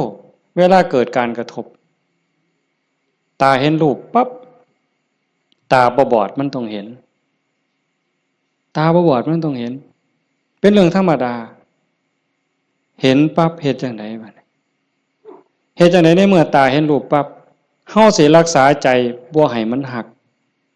บ่ให้มันสั่งบ่ให้มันดีใจบ่ให้มันเสียใจนี่คือตัวปฏิบัตินี่คือทางสายกลางเห็นปั๊บให้ใจเป็นปกติคือบ่ทันเห็นคือกับเฮานั่งเบิ่งพุทโธพุทโธตาเห็นปุ๊บหูปั๊บแต่ว่าให้นิ่งอยู่คือเก่าอย่าให้เกิดดีใจเสียใจอย่าให้เกิดหักเกิดสั่งขันมันจำเป็นสิต้องจัดการกับสิ่งที่เฮาเห็นก็เฮ็ดด้วยจิตเป็นปกติสมมุติว่าขึ้นไปตั้งเฮือนมีขี่ไก่ไปด่าไก่ก็บ่แม่นอีกปล่อยให้ไก่ก็บ่แม่นอีกละคิดเป็นตาสร้างไก่ก็บ่แม่นอีกละบ่ถึกหมดเฮ็ดให้จิตเป็นปกติยากอยู่ได้บ่ง่ายจักเม็ดไม่ออกย้อนเฮาเฮ็ดบ่ได้นี่เฮาจังเกิดจังตายเที่ยวตกนรกเป็นเปรตอสุรกายเที่ยวขึ้นสวรรค์เที่ยวลงนรกอยู่นี่ย้อนเฮ็ดจิตเป็นกลางบ่ได้เห็นขี่ไก่ก็สิไปสั่งไปด่าไก่แต่คันเห็นเงินแบ่งพันถิ่มอยู่เป็นจังไดบัดมันสิว่าดีใจที่ล่ะว่าติอันนี้ก็บ่ถึกดีใจพอใจก็บ่แม่นให้จิตเป็นปกติคันสิจับสิหยิบมันมีเจ้าของบ่ก็หยิบไปหาเจ้าของเอาเก็บไว้ซะก่อนก็จังค่อยไปกาดหาเจ้าของก็บ่คิดว่าสิเอาจังสี่คือกันคันบ่มาทางตาล่ะมันมาทางหูบัดนี้สมมุติว่าเขาด่าปุ๊บได้ยินเสียงด่ามาเฮ็ดจังได๋สิเฮ็ดใจเป็นปกติบ่เสียใจบ่น้อยใจคันพวกเพิ่นปฏิบัติเนาะเพิ่นจังว่าได้ยินเนาะเอาสติไว้ที่หูเกิดขึ้นที่หูก็ดับลงที่หูได้ยินเนาะบ่ให้ราคามันเถาะบ่ให้ราคาเลยบ่ดีใจนำบ่เสียใจนำเสียงก็สักว่าเสียงบ่แม่นสัตว์บุคคลตัวตนเราเขาเว้าง่ายแต่ว่าเฮ็ดยากที่สุดก็ย้อนเฮาฝึกบ่ทันพอ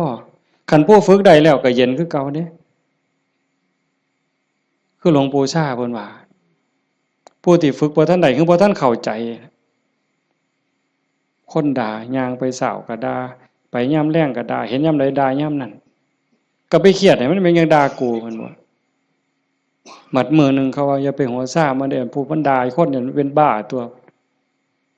เศร้าเครียดเศร้าสั่งนั่นคือจิตเป็นกลางแล้วกลับคืนสู่ฐานเดิมของมันคันเขาให้เขาด่าเขาจมให้เฮาบ่ฮู้ท่านวางจิตบ่เป็นก็ไปเครียดไปขมหาทางตอบแทนสิเอาคืนจองกรรมจองเวรไว้แต่ขันทาย่องแล้วบัดเนี่ยเป็นจังไดบัดถ้าคำย่องคำย่อมาก เฮาก็ดีใจก็บวกฟู่ขึ้นบ่ถือคือเก่าเสียใจก็บ่ถือดีใจก็บ่ถือแต่ให้จิตเป็นกลางๆนี่คือข้อปฏิบัติธรรมชาติจิตเป็นจังซั่นมันบ่เคยฮักไผมันบ่เคยสร้างไผจิตนี่ฮักก็บ่เป็นสร้างก็บ่เป็นดีใจก็บ่เป็นเสียใจก็บ่เป็นโลภโกรธหลงก็บ่เป็นย้านหยังก็บ่แม่นมันเป็นปกติของมันอยู่กลางๆจังซั่นแต่ว่ารักโกรธเกลียดกลัวอิจฉาริษยาน้อยเนื้อตามใจย้อนกิเลสมาย้อมแขกมาเยี่ยมเนี่ยมันพาเจ้าของบ้านป้วงเดี๋ยวนี้ก็ซ้ำกับเฮาอยู่เฮือนธรรมดานี่แล้วเคยเห็นอยู่ตัวบางปีใหม่นี่ลูกหลานเฮาอยู่เฮือนธรรมดากับพ่ออยู่บัดหมู่มาชวนกินเหล้ามันก็เมาอยู่เฮือนเฮานั่นแหล้วเป็นจังได๋ซั่นพาเจ้าของบ้านป้วงเลยให้เฮารักษาใจเจ้าของให้เป็นปกติเฮาประพฤติปฏิบัติเพื่อสิ่งนี้เด้โยมตาเห็นก็ให้รักษาใจไว้ปกติหูได้ยินก็รักษาใจไว้ให้เป็นปกติจมูกได้กลิ่นหอมเหม็นก็ปกติลิ้นได้รสก็ปกติแซ่บบ่แซ่บนัวบ่นัวก็ปกติคันมันสิเติมก็เติมไปที่ละน้ำปลานั่นสิเติมเกลือก็เติมไปที่แต่อย่าไปคิดสร้างแม่ครัวอย่าไปจมให้เขาหนาวร้อนมันหนาวมากก็แม่นว่าสิทนกรรมฐานนี่บอกว่าให้ปล่อยว่างหนาวก็สิเสยอยู่ซื่อๆบ่ห่มมันดอกผ้านี่ก็แล้วแต่ว่าธรรมชาติมันก็ให้ห่มแต่ว่าก็อย่าทุกข์อย่าเดือดร้อนรักษาใจเป็นปกติคันบ่จังซั่นนี่คนมันติดชั่วก็ติดได้ไม่ออกดีก็ติดชั่วก็ติดแม่นบ่หมู่เจ้าว่าเฮาไผสิเถียงสมมุติว่าตาเนี่ยมันก็บ่แม่นว่ามันสิมักแต่ของถูกใจมันเด้บ่แม่นแต่สิถูกตาแล้วมักเบิ่งได้สมมุติว่าเห็นผู้สาวเห็นผู้บ่าวเห็นคนงามที่เฮาพอใจบ่แม่นเฮาสิเบิ่งแต่คนที่เฮาพอใจเด้คราวเดียวก็เหลียวเบิ่งก็ดีใจโอ้ยงามเนาะโอ้ยพอใจเนาะบ่แม่นแต่จังซั่นอันคนผู้เฮาสร้างนี่ไม่ออกเคยเป็นบ่โอ้ยจะแม่นกูสร้างปานตาสิแตกเพิ่นว่าสร้างปานตาสิแตกแต่ว่าแม่นเบิ่งบ่เซาเนี่ยเอ้าเคยเป็นบ่หมู่เจ้าบ้าหือดีซั่นคำว่าเป็นตาสร้างกูบ่อยากเห็นก็อย่าไปเบิ่งอีกติล่ะเพียงยังเบิ่งบ่เซาซั่นเห็นบ่นี่คือมันโง่อาตมาผู้หนึ่งล่ะโง่แนวเนี้ยผู้ใดเศร้าโง่เนี่ยสาธุนำเด้อว่ามันเป็นตาสร้างยังไปเหลียวเบิ่งดูอยู่เอ้าดังบัดนี้ทั้งจมูกเนี่ยกับมันว่าคนมักหอมติดหอมอย่างเดียวได้ไหมออกผู้เจ้าเป็นบ่ติดเหม็นไหมปลาแดกไหมปลาแดกเหม็นนี่ฮะว่าปลาแดกหอมเนี่ยตำบักฮวงคือสีแสบเปล่าวะนักกับไปกว่านั้นเล็บตีนสักโอ้ยบ้าคือดีกิ่มเล็บตีนสักออกมาเหม็นแทนที่สิทิมนะดมเว้ยดมเท่านึงกับบ่ว่าเด้ดมเท่าสองบ่แล้วแงกหน้าแงกหลังมีผู้เห็นกูบ่เนาะเพิ่นว่าลี่ดมได้น่ะเมืองอุบลเป็นเลยวะอย่าจะเป็นแต่ศรีสะเกษเอาไว้โอ้ยแทนที่สิเอาถิ่มเนาะแต่มอว่าแงกหน้าแงกหลังเทื่อที่3ที่4บ่มีคนเห็นดมอีกสักเทื่อก่อนจังถิ่มนั่นใส่ว่ามาของหอมว่างจิตเป็นกลางบ่ได้นี่สติปัญญามันบ่พอเห็นบ่อย่าว่าแต่แสบบ่แสบเลยนัวบ่นัวเลยสัมผัสคือกันเย็นห่อนอ่อนแข็งใจคือกันเนี่ยมันบ่ดีคิดแล้วเฮ็ดเจ้าของเป็นทุกข์คิดพ่อเฮ็ดเจ้าของห้องไห้น้ำตาหลั่งน้ำตาไหล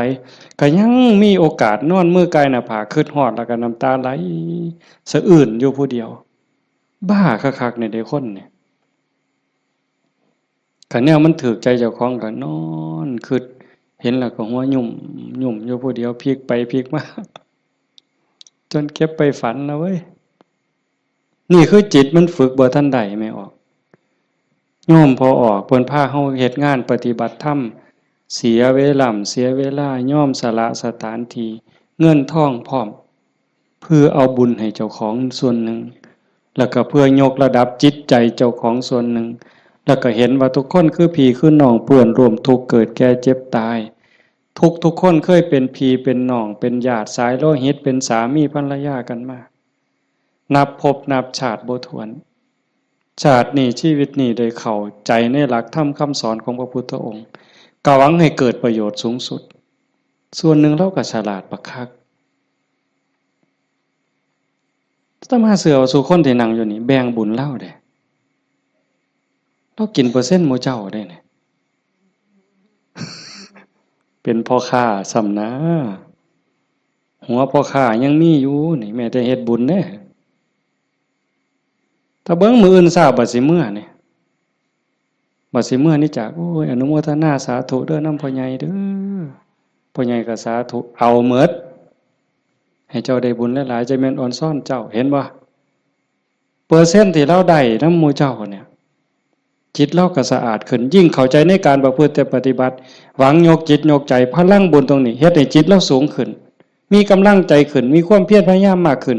จิตโล่งโปร่งเบามากขึ้นพลังบุญมันส่งนี่คนฉลาดก็เฮ็ดแนวนี้คันคนบ่ฉลาดเด้มีที่มีสวนจังซี่สถานที่ดีๆจังซี่ชวนหมู่มากินเหล้ากระท่อมงามๆมันสินั่งกินเหล้าเบิ่งแสงเดือนแสงดาวใจมันสิอ่อนซ่อนคักแล้วไปอีกคนละแนวแต่คนมีปัญญาก็เฮ็ดอีกแบบเรียกว่าการประพฤติปฏิบัติเป้าหมายสูงสุดก็คือขนกิเลสออกจากใจความโลภความโกรธความหลงความหักความชั่งความเกลียดความกลัวอิจฉาริษยาอาฆาตพยาบาทจองเวรน้อยเนื้อตำใจโยมสังเกตใจเจ้าของให้มันเห็นขันบ่เห็นตรงนี้ก็ง่มอีกโดนเติบได้กิเลสมันเกิดอยู่ใจเนี่ยคุณธรรมก็เกิดอยู่ใจเนี่ยนรกก็อยู่ใจสวรรค์ก็อยู่ใจเนี่ยเฮาสิให้อีหยังเกิดมันเกิดได้เทื่อละอย่างไม่ออกความโลภความโกรธความหลงอิจฉาริษยาอาฆาตพยาบาทจองเวรหน่อยเหนือตามใจหักสั่งเกิดในใจเฮาเกิดได้เทื่อละอย่างซ้ำกับตะเว้นขึ้นแจ้งมืดจักไปใสบัดยามตะเว้นตกดินความมืดจักมาแต่ไสความแจ้งจักไปใสยามเฮาดีใจนี่ความเสียใจจักไปใสมิดอ้อยส้อยยามเฮาสร้างขึ้นมาฮักกับมิดอ้อยส้อยผัวเจ้าของนี่ล่ะเคยเป็นบ่ผัวเจ้าของเมียเจ้าของนี่ฮักปานสิกลืนกินแพงกับแพงแต่บัดย่ำสร้างมาแล้วบ่โธ่หักจักไปใส่จนขากันตายแล้วเว้ยเห็นบ่อยู่น้ำกันจังสิบัดเป็นตาหักเกินมากกับเป็นตาหักบัดเป็นตาสร้างกับเป็นตาสร้างจังว่าใจเฮามันได้เกิดขึ้นได้เทื่อละอย่างเทื่อละอย่างแล้วเฮาใส่อีหยังเกิดขึ้นกับใจเฮาบัดนี้ผู้มีธรรมก็อยากให้ความดีเกิดความดีใจความภูมิใจจิตที่มีเมตตาต่อกันหวังดีต่อกันอนุโมทนายินดีนำในเมื่อผู้อื่นเขาได้ดียามเมื่อคนอื่นเขาทุกข์ยากลำบากซอยเหลือบ่ได้ก็ให้มีอุเบกขาให้ถือว่าเป็นกรรมของสัตว์พอซอยเหลือได้ก็ซอยเหลือคันเฮาจอบเบิ่งจังซี่ใจเฮามีอีหยังเกิดขึ้นปั๊บก็ฮู้จักคืออาตมาเว้าตอนกลางๆนั่นว่าคิดปั๊บฮู้ปั๊บคิดปั๊บฮู้ปั๊บอันคือเฮ็ดให้มันว่างแต่คันเฮาจอบเบิ่ง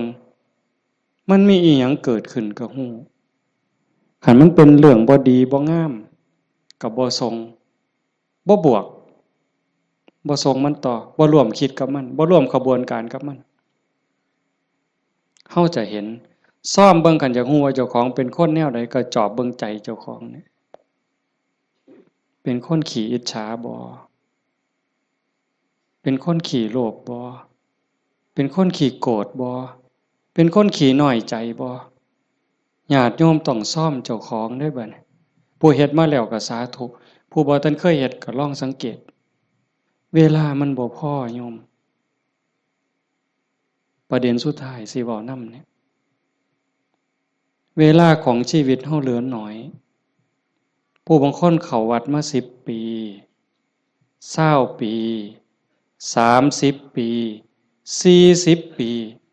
ผู้บางคนหลายกว่านั้นลองเบิ่งมาเทียบเบิ่งวันเวลาที่เฮาเข้าวัดเข้าว่าปฏิบัตินำครูบาอาจารย์นับเงินทำบุญกันหลายแสนลองเบิ่งเด้นับเงินที่เฮาบริจาคทำบุญหน่อยแน่หลายแน่นี่เวลา20 30 40 ปีนี่มันเป็นแสนแล้วคันบริจาคเทื่อละ100เทื่อละ20เนี่ยเข้าหมดจักเหล้าตั้งแต่ใส่บาตรตั้งแต่ไปจังหันจังเพ่นเข้าเฮาหมดจักเหล้าเอาผ้าเอาสาดเอาหมอนถวายวัดหมดไปหลายปานใดคันเว้าถึงแง่เป็นบุญแง่ความภูมิใจนี่โยมก็ภูมิใจบักคักเอาตัวนี้มาเป็นปีติจูงจิตให้เกิดความสงบก็ยังได้เป็นบุญได้เป็นจาคานุสติเนี่ยนำพาจิตไปสู่ความสงบได้อันนี้คือแง่ของบุญก็เป็นที่เพิ่งให้จิตให้ใจอย่างมหาศาลเลยล่ะไปแต่คันเว้าถึงแง่ของการพัฒนาเป้าหมายของพุทธศาสนาบัดในขณะที่เสียเงินไปหลายแสนแล้วหมดเงินไปหลายแสนแล้วหมดเข้าไปหลายเหล่าแล้วยกใจขึ้นบ่ใจเฮายกขึ้นได้ส่ำใดความโลภลดลงจักหน่อยบ่ความโกรธลดลงจักหน่อยบ่ความแข็งดีแข็งเด่นลดลงจักหน่อยบ่หือไปวัดแห่งแต่ไปผิดกันอยู่วัดขาดทุนได้นี่ครูบาอาจารย์มีสื่อมีเสียงลางเทื่อก็สิไปญาติกันเป็นที่หนึ่งมันมีอยู่เรื่อยเห็นอยู่หลายหมองโดยเฉพาะโยมฝ่ายอุบาสิกาเฮ็ดหยังก็อยากถวายหลวงพ่ออยากให้หลวงพ่อฉันของเจ้าของใส่ของเจ้าของผู้นี้เฮ็ดอยู่แล้วมีผู้ใหม่มามีการแข่งกันขาดทุนนี่ตัวนี้คือขาดทุนลอดพื้นบ่แม่นขาดทุนธรรมดากิเลสมันบ่ได้ยอมเฮาเด้ไม่ออกสังเกตเด้อย่าเชื่ออาตมานำแม้แต่พระเถาะเพราะฉะนั้นหลวงปู่ชาบ่ได้ถีบพระดอกเนาะได้ไปนวดหลวงปู่แล้วว่าเจ้าของคักหลวงปู่เพิ่นฮู้จักความคือเลยถีบเลยหงายหลังตึงยังจังได้คิดเห็นบ่นี่คือครูบาอาจารย์เพิ่นสอนให้เห็นจิตตัวนี้โยมคันบ่เห็นจิตตัวนี้นี่งมซ่าไปอีกโดนเติบเยจิตตังสัญญเมสันติโมขันติมานะพันธนาถ้าบุคคลใดจะพึงตามดูจิตบุคคลผู้นั้นจะพ้นจากบ่วงแห่งมารคันเห็นใจตัวนี้นี่เขาต้องการความสะอาดแม่นบ่ต้องการความสะอาดต้องการความบริสุทธิ์แห่งจิตแห่งใจเนี่ยมันจะเห็นคันบ่จังซั่นเข้าข้างเจ้าของเสยเด้มันมาที่หลังมันสิมาใหญ่กว่าเฮาได้จังใดมันสิมาเป็นที่หนึ่งได้จังใดผิดกันวัดแตกเว้ยมีได้แนวนี้ก็ได้ขาดทุนเสียเงินเสียทองหาคืนใหม่ได้เด้หาเงินแสนเฮาก็ยังมีโอกาสสิหาพ่อโยมหาเงินล้านยังมีโอกาสสิหาพ่อเสียหยังก็เสียได้แต่ว่าคันเสียเวลาเนี่ยเสียเลยเด้เสียเลยมีเงิน100 ล้านซื้อนาทีที่ผ่านไปกลับมาบ่ได้ซื้อนาฬิกาเลื่อนละแสนเลื่อนละล้านน่ะซื้อได้แต่ซื้อเวลาวินาทีเดียวก็ซื้อบ่ได้เฮาหายใจเข้าหายใจออกตอนนี้หมดแล้วก็หมดเลยบ่กลับคืนมาอายุเฮาก็หมดไปความตายก็ใกล้เข้ามา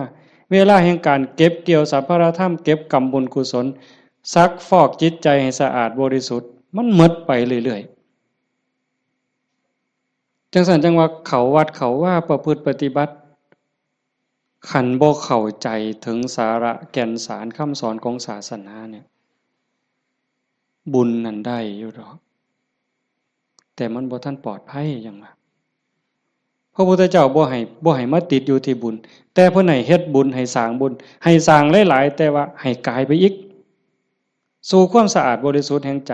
ถ้ามันไปบ่ทันฮอดนั่นบ่ปลอดภัยเทวดาก็ตกสวรรค์ได้เห็นบ่จังสันจังว่าในเมื่อเฮามาสู่ขบวนการปานนี้โยมพอออกผู้เป็นเจ้าภาพก็ตั้งใจปานนี้เฮ็ดดีมาปานนี้ก้าวขึ้นไปอีกให้ก้าวขึ้นไปนี้ก่อนวันเวลาของชีวิตมันสิหมดให้พยายามเฮ็ดใจให้เป็นกลางๆหูได้ยินจมูกได้กลิ่นลิ้นได้รสกายได้สัมผัสก็เฮ็ดใจให้เป็นกลางๆสิปฏิบัติกับสิ่งที่มากระทบจากตาเห็นจากหูได้ยินจากจมูกได้กลิ่นลิ้นได้รสกายสัมผัสก็เฮ็ดด้วยสติอย่าให้รู้สึกว่าหักอย่าให้รู้สึกว่าสั่งอย่าเฮ็ดด้วยความสั่งอย่าเฮ็ดด้วยความดีใจด้วยความเสียใจอย่าเฮ็ดด้วยความหักให้จิตเป็นกลางกันเฮ็ดจังซี่ขันเฮ็ดได้จังซี่มันอ่อนซ่อนเจ้าของเด้อาตมาก็เฮ็ดบ่ทันได้ก็ยังพยายามอยู่ก็จังว่าส่วนญาติส่วนโยมเฮ็ดไปพร้อมๆกันคันบ่จังซั่นน่ะมันเสียเวลาเสียดายเจ้าของ30-40 ปีหมดเงินก็หลายแสนหมดข้าวก็หลายเหล่าหมดเวลาในการทำมาหากินเงินที่มาบริจาคข้าวของที่มาทำบุญก็หมดไปแล้วเวลาล่ะคันเอาเวลานั้นที่มาอยู่วัดอยู่ว่ามาสร้างน้ำทำบุญไปหาเงินหาทองมันก็ต้องได้ตื่มกันอีกหลายเติบมันจักเท่าแต่ว่าเฮายอมเสียสิ่งนั้นเพื่อสิแลกเอาสิ่งที่ดีที่สุดสิ่งที่ประเสริฐที่สุดก็คือใจเจ้าของเนี่ยให้ได้ใจที่มีความสงบใจที่มีความร่มเย็นใจที่เต็มเปี่ยมด้วยความเมตตากรุณายินดีมุทิตากับผู้อื่นใจที่เป็นอุเบกขาโตสติความระลึกได้แล้วก็อุเบกขาตัวว่างจิตเป็นกลางจิตที่เฉย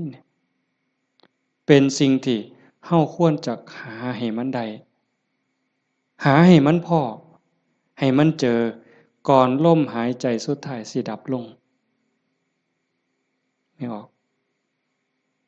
ให้มันพอจิตนี่ก่อนลมหายใจสุดท้ายสิดับลงเพราะนั่นคือพุทธะพุทธะคือความสะอาดจิตที่สะอาดจิตที่สว่างจิตที่สงบสะอาดจากหักจากสร้างจากดีใจจากเสียใจจากได้จากเสียจากบวกจากลบสว่างสวัยด้วยสติปัญญาหูเท่าท่านตามความเป็นจริงหักก็ตามสร้างก็ตามสรรเสริญนินทาก็ตามลาภยศสรรเสริญก็ตามสว่างตาโดยแสงไฟเพิ่นเว้าสว่างใจโดยแสงธรรมบ่ยินดียินร้ายเห็นทุกสิ่งทุกอย่างเกิดขึ้นตั้งอยู่ดับไปอนิจจังทุกขังอนัตตากฎของแต่ละขอบงำสรรพสิ่งอยู่สะอาดสว่างสวัยโดยสติปัญญาสงบนิ่งจิตใจบ่กระเพื่อมด่ามากก็บ่กระเพื่อม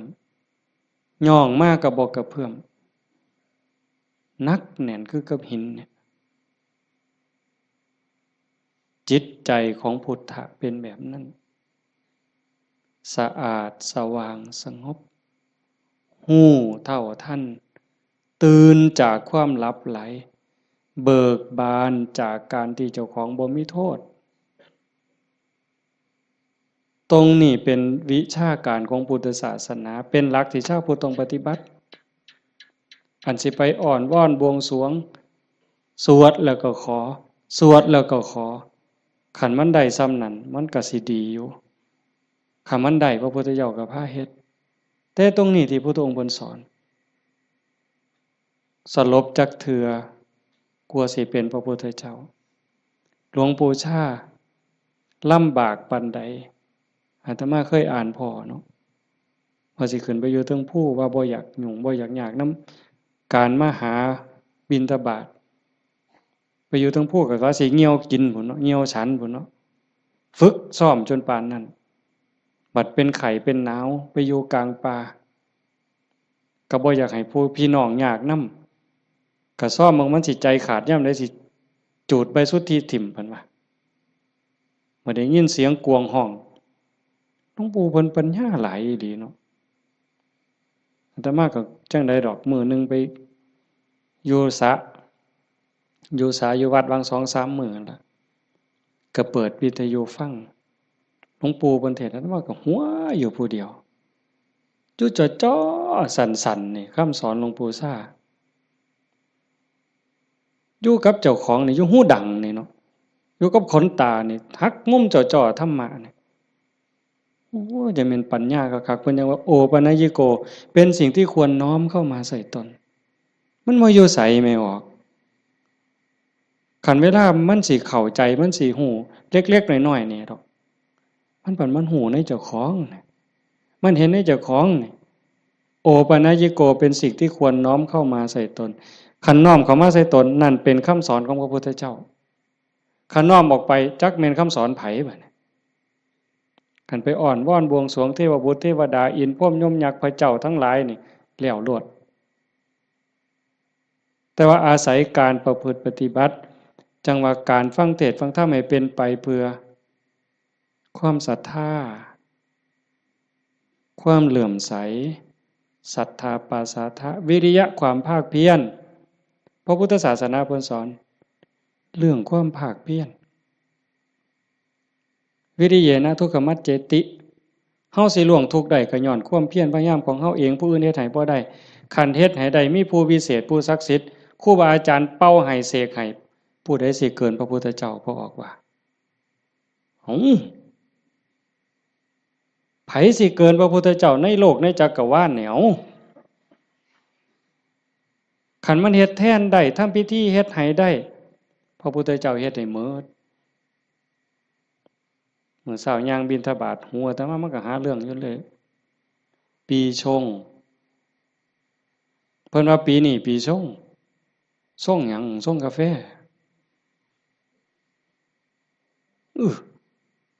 มันยากหยังกับปีกับเดือนอันเดียวปีชงเนี่ยเพิ่นนัดกันไปสวดมนต์สะเดาะเคราะห์มื้ออื่นทั้งศรีสะเกษพุ่นผู้ปีชงปีมะยังว่าไว้เฮาบ่เข้าใจปานใดดอกพากันไปสวดไปสะเดาะเคราะห์ไปต่อชะตาไผสิเกินพระพุทธเจ้าก็ลองเบิ่งคันมันเป็นจังซั่นมันเฮ็ดจังซั่นพระพุทธเจ้าเฮ็ดหมดอันไม่ออกมาเฮ็ดนี่ก็ต้องเฮ็ดให้เจ้าของสะเดาะเคราะห์ก็แม่นต่อชะตาก็แม่นเสริมดวงก็แม่น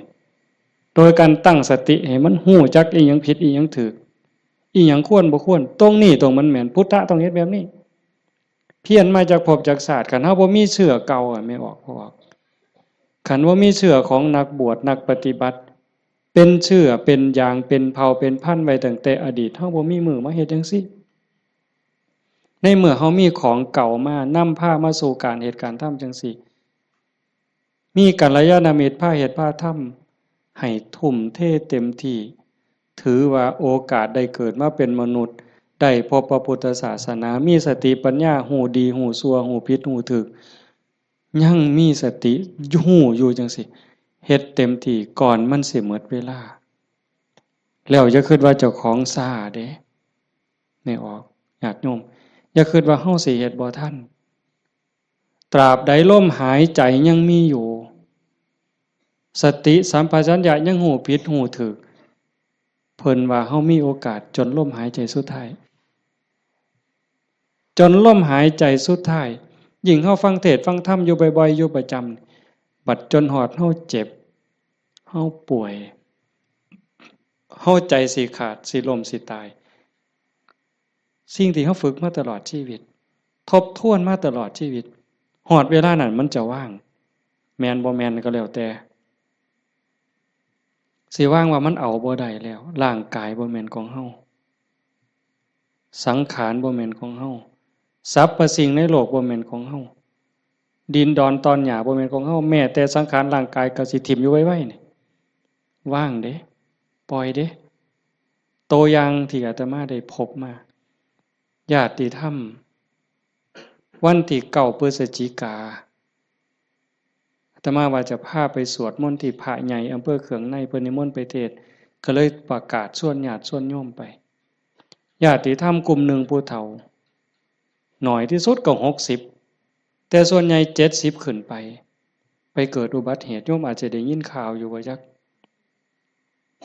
รถสิเลี้ยวเข้าพระใหญ่เขื่อนเพื่อเขื่องในเลี้ยวเข้าไป2คันขั้นหน้าไปติดหลุมสิลงจากทางลาดยางมันมีหลุมก็คอยหยอดขั้นหน้าคอยหยอดขั้นหลังก็จอดนิ่งๆรถวัดป่าใหญ่เมืองอุบลแล่นมาต่ำเขาเต็มลำหลังหัวเก๋งนั่นคนอยู่ทั้งหลังนี่7อยู่ทั้งหน้า2คนทั้งหน้า2บ่เป็นหยังแต่อยู่ทั้งหลัง7คนนี่ฟ้งลงรถตาย3บาดเจ็บหนัก4เป็นจังไดพวกผู้เฒ่าทั้งหมดนี่ว่า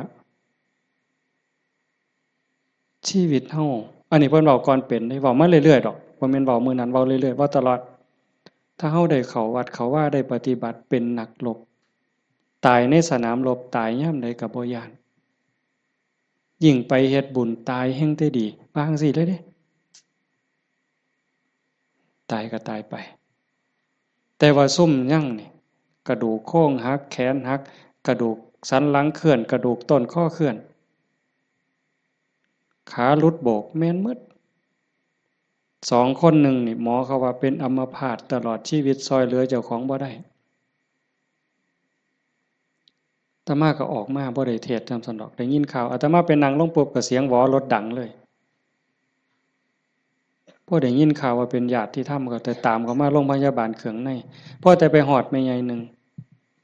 เขาก็ไปเขามาอุบลก็หลายแล้วแต่แม่ใหญ่นึงนอนอยู่ก็เจ็บแขนหักหน้านี่ลอกหมดเลือดแดงพอแต่เห็นโอ้ยอาจารย์แขวหักเพิ่นว่าแขวเสียไปซ้ำเพิ่นว่าโอ้ยสร้างมันตัวใหญ่บ่ได้ซื้อเพราะบาทดอกแขวนั่นว่าเราก็ยังดีใจอยู่เด้หลานน้อยไปนำหลานอาตมาไปนำ2คนจับมือยายแน่มันหนาวมันสิไปทั้งเพิ่นแล้วนะมันหนาวจับมือยายแน่ให้ยายอุ่นแน่ให้ยายอุ่นแน่เด็กน้อยก็จับผู้คนก็บ่ฮู้เรื่องสลบไปบัดพ่อใหญ่นึงบัดนี้กระดูกหักเขาก็คิดว่าแอวหักอาตมาก็คิดยากหมอเขาก็มาจับนี่เขาก็เพื่อทดสอบว่าเป็นหยังมาสุดท้ายเขาก็ว่าแอวหักกระดูกหักอาตมาก็โอ้ยตารู้ตนผู้เฒ่าเราก็ถามหาเมียเนาะครูนั่นโยมบ้านฟังเพศอาจจะเห็นพ่อใหญ่ผู้ดำๆมันเพิ่นสิเป็นครูอาตมาเอิ้นแต่เทวดาตาบ่เห็นหุ่งดอกผู้เฒ่าขี่รถมาเกือบ20 กิโลรถซาเล้งเพิ่นมื้อนั้นเพิ่นก็ถามหาเมียเพิ่นอาตมาก็บ่ได้ปากดอกแต่หมอไปนำนั่นเพิ่นเว้าก่อนยายเพิ่นก็ถามหาตาอยู่จริงๆเขาไปอุบลตายก่อนหมู่ยายนั่นหม่องหมอนเป็นตะเงิดหลายบัดน่ะอาตมาเยี่ยมอยู่โรงพยาบาลสรรพสิทธิ์ไปเยี่ยมเฒ่าผู้ชายหั่นก่อนโอ้ยอาจารย์บ่แม่นของเฮาจักอย่างเพิ่นว่าเด้บ่แม่นของเฮาจักอย่างบอกบ่ให้เจ็บมันก็เจ็บมันอยากเป็นหยังมันก็เป็นบ่แม่นของเฮาจังแม่นน้อเพิ่นว่าหลงว่าของเจ้าของมาตั้งโดนอันนี้ก็ตัวนึง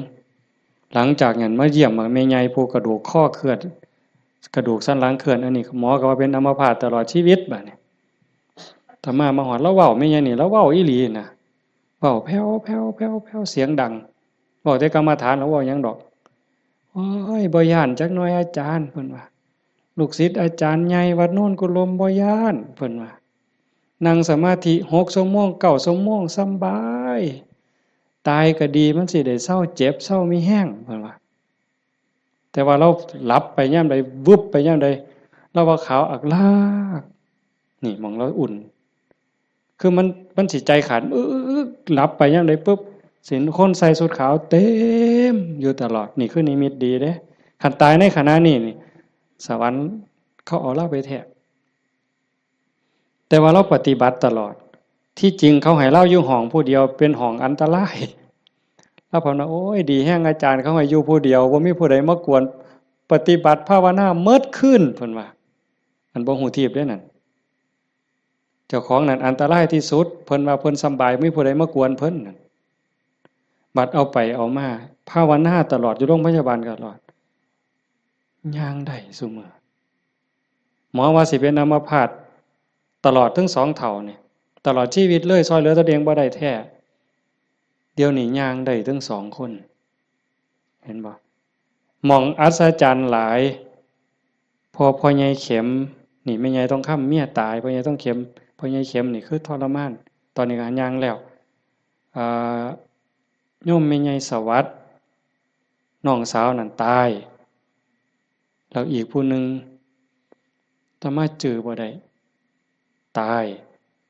บ่เอาเรื่องกับรถถือว่าเป็นกรรมเป็นเวรเป็นสิ่งที่เกี่ยวเนื่องกันมาใครแม่นเฮาสิว่าแนวใดมองอาตมาเงิดอ่อนซ่อนใจคนน่ะขอบสามครอบครัวนี่ผู้หนึงเจ็บสาหัสผู้หนึงตายนี่บ่เอาเรื่องกับรถบ่เอาเรื่องกับครูกรณีถือว่าเป็นเรื่องของบาปของบุญเป็นเรื่องของวัฏสงสารให้แล้วต่อกันเขาก็บ่อยากมาซ่อนเขาก็บ่อยากพาเฮาไปตายนี่มองว่าคุณภาพของธรรมะมองเข้าใจธรรมะมันเฮ็ดใจได้ขนาดนั้นน่ะ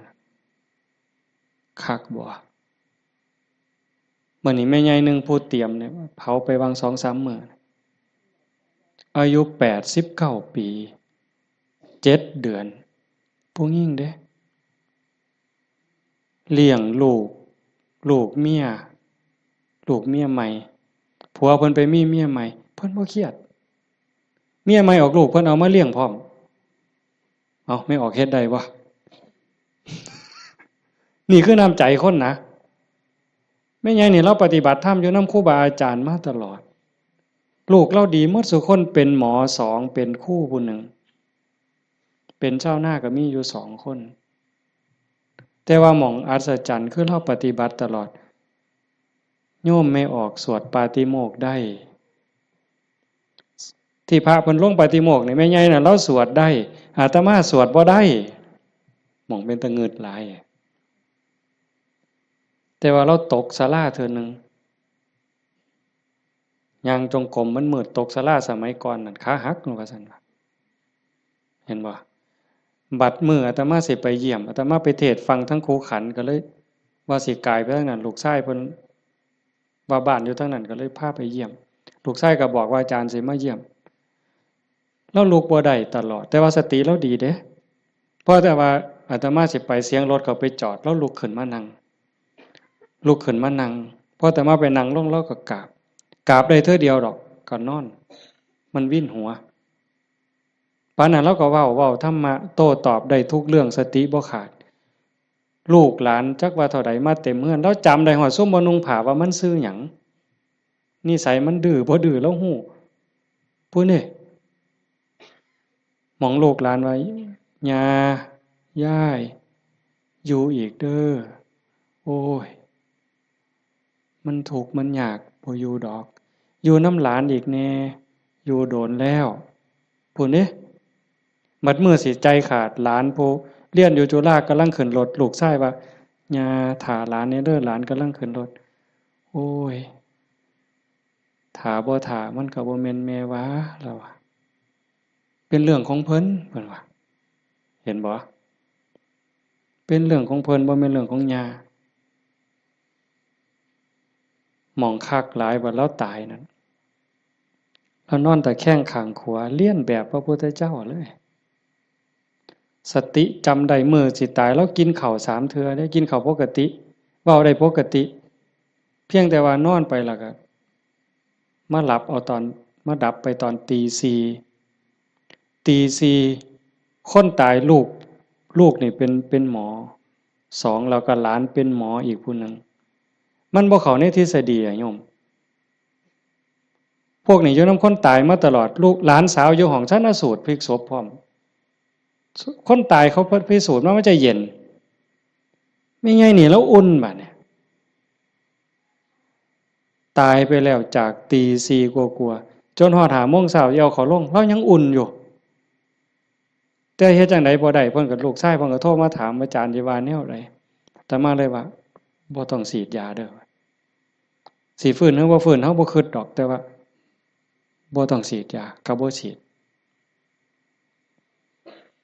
อยู่จักมื้อหลายมื้อเติบ4-5 คืนพุ่นล่ะอาตมาก็บ่จือบัดฮอดมื้อสิเผาบัดเนี่ยลูกชายเพิ่นก็โทรมาถามประมาณ3 โมงกว่าอาจารย์เฮ็ดจังได๋บัดเทื่อเปิดโรงออกมานี่หาแม่ยังอุ่นอยู่คือเก่านี่สิเฮ็ดแนวใดเพิ่นว่าโอ้อาตมาก็บอกบ่ถูกดอกโยมไขเบิ่งซะก่อนว่าซั่นแต่ว่าใส่เพิ่นใส่ตู้โรงเย็นอยู่แต่มันเย็นทั้งหลังนะอาตมาก็เลยว่าเอากันจัก4 โมงก็จังถอดปลั๊กออกเบิ่งเด้อถอดปลั๊กออกเบิ่งเพื่อให้มันปรับสภาพเพราะว่าตัวเย็นนี่มันอาจจะเป็นจากเครื่องใส่ไฟฟ้าฮอดประมาณเฮาจะออกประมาณบ่ายโมงก็หากะลามันอุ่นมันหยังอยู่ก็จังว่ากันอีกเทื่อนึงบัดสุดท้ายก็แม่นหมดอยู่ดอกเพิ่นว่าอาจารย์ประมาณเที่ยงนี่เพิ่นโทรมาก็บ่เย็นปานใดแต่ว่าย้ายบ่แข็งเพิ่นว่าเย็นอยู่แต่ว่ามันบ่แข็งคือทั่วไปคันจังซี่ก็หมดไปตามธรรมชาติก็เฮ็ดไปเด้อคือที่เว้าให้โยมฟังนี่หมายความว่าอย่าให้เราปฏิบัติมาตลอดจิตใจเราดีแล้วงามบ่เคยด่าไผจักเทื่อลูกว่าลูกเมียใหม่เขาผัวก็อยู่นำเมียใหม่นี่เอาลูกมาเรียนเราก็ป้อนข้าวทอกันนี่เลี้ยงซ่ากันป้อนปลาป้อนข้าวก็บ่ให้ลูกเจ้าของคำใหญ่กว่าเด้คำทอกันอืมอาบน้ำให้ก็คือกันสอนก็คือกันฮักทอกันใจคนนั่นมันจังว่าคันมันได้ฝึกได้ฝนมันมีธรรมมันก็สุดยอดอยู่นี่โยมพ่อใหญ่พาเฮาประพฤติปฏิบัติเฮ็ดงานจังซี่เฮามาประพฤติปฏิบัติสูงสุดก็เพื่อยกจิตยกใจเด้อสรุปตรงนี้เด้อบุญนั่นเป็นของตายจังได๋เฮาก็ได้เต็มที่อยู่แล้วแต่สิ่งสำคัญน่ะให้ยกจิตยกใจเจ้าของให้มันสูงขึ้นจากอำนาจของความโลภความโกรธความหลงความอิจฉาริษยาอาฆาตพยาบาทจองเวรน้อยเนื้อต่ำใจเฮาสิเอาชนะมันได้เฮาสิสูงขึ้นกว่าอำนาจของกิเลสได้ย้อนโยมสังเกตใจเจ้าของย่ามตาเห็นหูได้ยินจมูกได้กลิ่นลิ้นได้รสท่านเฝ้าไปเสือมันอย่าไปหักไปสร้างน้ำมันนิ่งแล้วสังเกตความรู้สึกสังเกตความคิดสังเกตความรู้สึกคันมันเอียงไปทั้งโลภหลายก็บอกว่าเจ้าของนั้นขี้โลภหลายอยู่ค่อยถอนออกหัดบริจาคหัดแบ่งหัดปันคันมันโกรธหลายเห็นอันใดผิดหูผิดตาแล้วงุดหงิดหนหวยขึ้นเป็นตาสร้างขึ้นมาหูจักมันปรับแล้วก็หูจักเมตตาเขาก็คือเฮานั่นล่ะเขาบ่ทันหูเขาจึงเป็นจังซั่นหูจักให้อภัยฝึกไปฝึกไปคอยยกระดับดวงจิตขึ้นมาให้เข้าใจว่าพระพุทธเจ้าบ่ได้สอนให้เฮาทุกข์พระพุทธศาสนาสอนให้เฮาพ้นทุกข์โกรธก็คือทุกข์โลภก็คือทุกข์หลงก็คือทุกข์เป็นเหตุให้ทุกข์เฮาก็ต้องดับเหตุมันเฮ็ดให้จิตใจเป็นกลางๆฮักผู้อื่นคือฮักเจ้าของหวังดีต่อผู้อื่นคือหวังดีต่อเจ้าของนั่นจิตใจเฮาจะดีขึ้นงามขึ้นมื้อนี้สมควรแก่การเวลาใส่เวลามาหลายเติบชั่วโมงหนึ่งกับ40กว่านาทีเนาะสมควรแก่การเวลาท้ายที่สุดก็ขออนุโมทนาสาธุกับญาติโยมผู้เป็นเจ้าภาพผู้เป็นเจ้าของสถานที่และก็ญาติธรรมที่มาจากที่ไกลที่ไกลมาร่วมประพฤติปฏิบัติบำเพ็ญบุญบำเพ็ญกุศลยกระดับดวงจิตดวงใจของเจ้าของให้สูงขึ้นงามขึ้นท้ายที่สุดก็ขอรัตนะอ้างอิงเอาอำนาจแห่งคุณพระศรีรัตนตรัยคุณของพระพุทธเจ้าพระธรรมพระสงฆ์และอำนาจแห่งบุญกุศลคุณงามความดีที่มีทั้งหมดทั้งมวลในสากลและจักรวาลจงหลอมร่วมเป็นตบะเป็นเดชะเป็นพลวะปัจจัย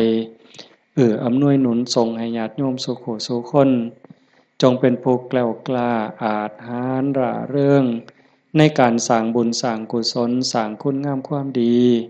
ให้ยิ่งขึ้นไปให้เป็นผู้เจริญงอกงามในจตุรพิธพรชัยคืออายุวันนะสุขภาละปฏิภาณธรรมสารสมบัติ ให้เป็นผู้มีสัมมาทิฏฐิมีโอกาสประพฤติธรรมปฏิบัติธรรมให้ได้เข้าถึงธรรมที่บ่ทันได้เข้าถึงได้หูแจ้งธรรมที่บ่ทันได้หูแจ้งจนสามารถนำตนให้พ้นทุกข์ปรารถนาสิ่งหนึ่งประการใดหากเป็นไปโดยชอบประกอบโดยธรรมก็ขอให้ความหวังความปรารถนานั้นจงสำเร็จทุกๆประการมีความสุขกายสุขใจโดยทั่วกันทุกท่านทุกคนเถิดสาธุยะถาวาริวหาปุราปาริปุเรนติสาครังเอวเมวะอิโตทินังเปตานังอุปกัปปติอิชิตังปฏิตังตุมหังคิปะเมวะสมิจฉตุสัพเพปุเรนตุสังกปาจันโทปนรโสยะถามณิโชติรโสยะถาสัพพิติโยวิวัชชันตุสัพพโรโควินัสตุมาเตภวัตวันตรายโยสุขีทีขายุโกภวะอภิวาทนาสีลิสานิจจังวุธาปจายโนจัตตารโอธรรมาวัฏันติอายุวันโนสุขังพลังภวตุสัพพมังคลังราคันตุสัพพเทวตาสัพพพุทธานุภาเวนะสัพพธัมมานุภาเวนะสัพพสังฆานุภาเวนะสัทธาโสธี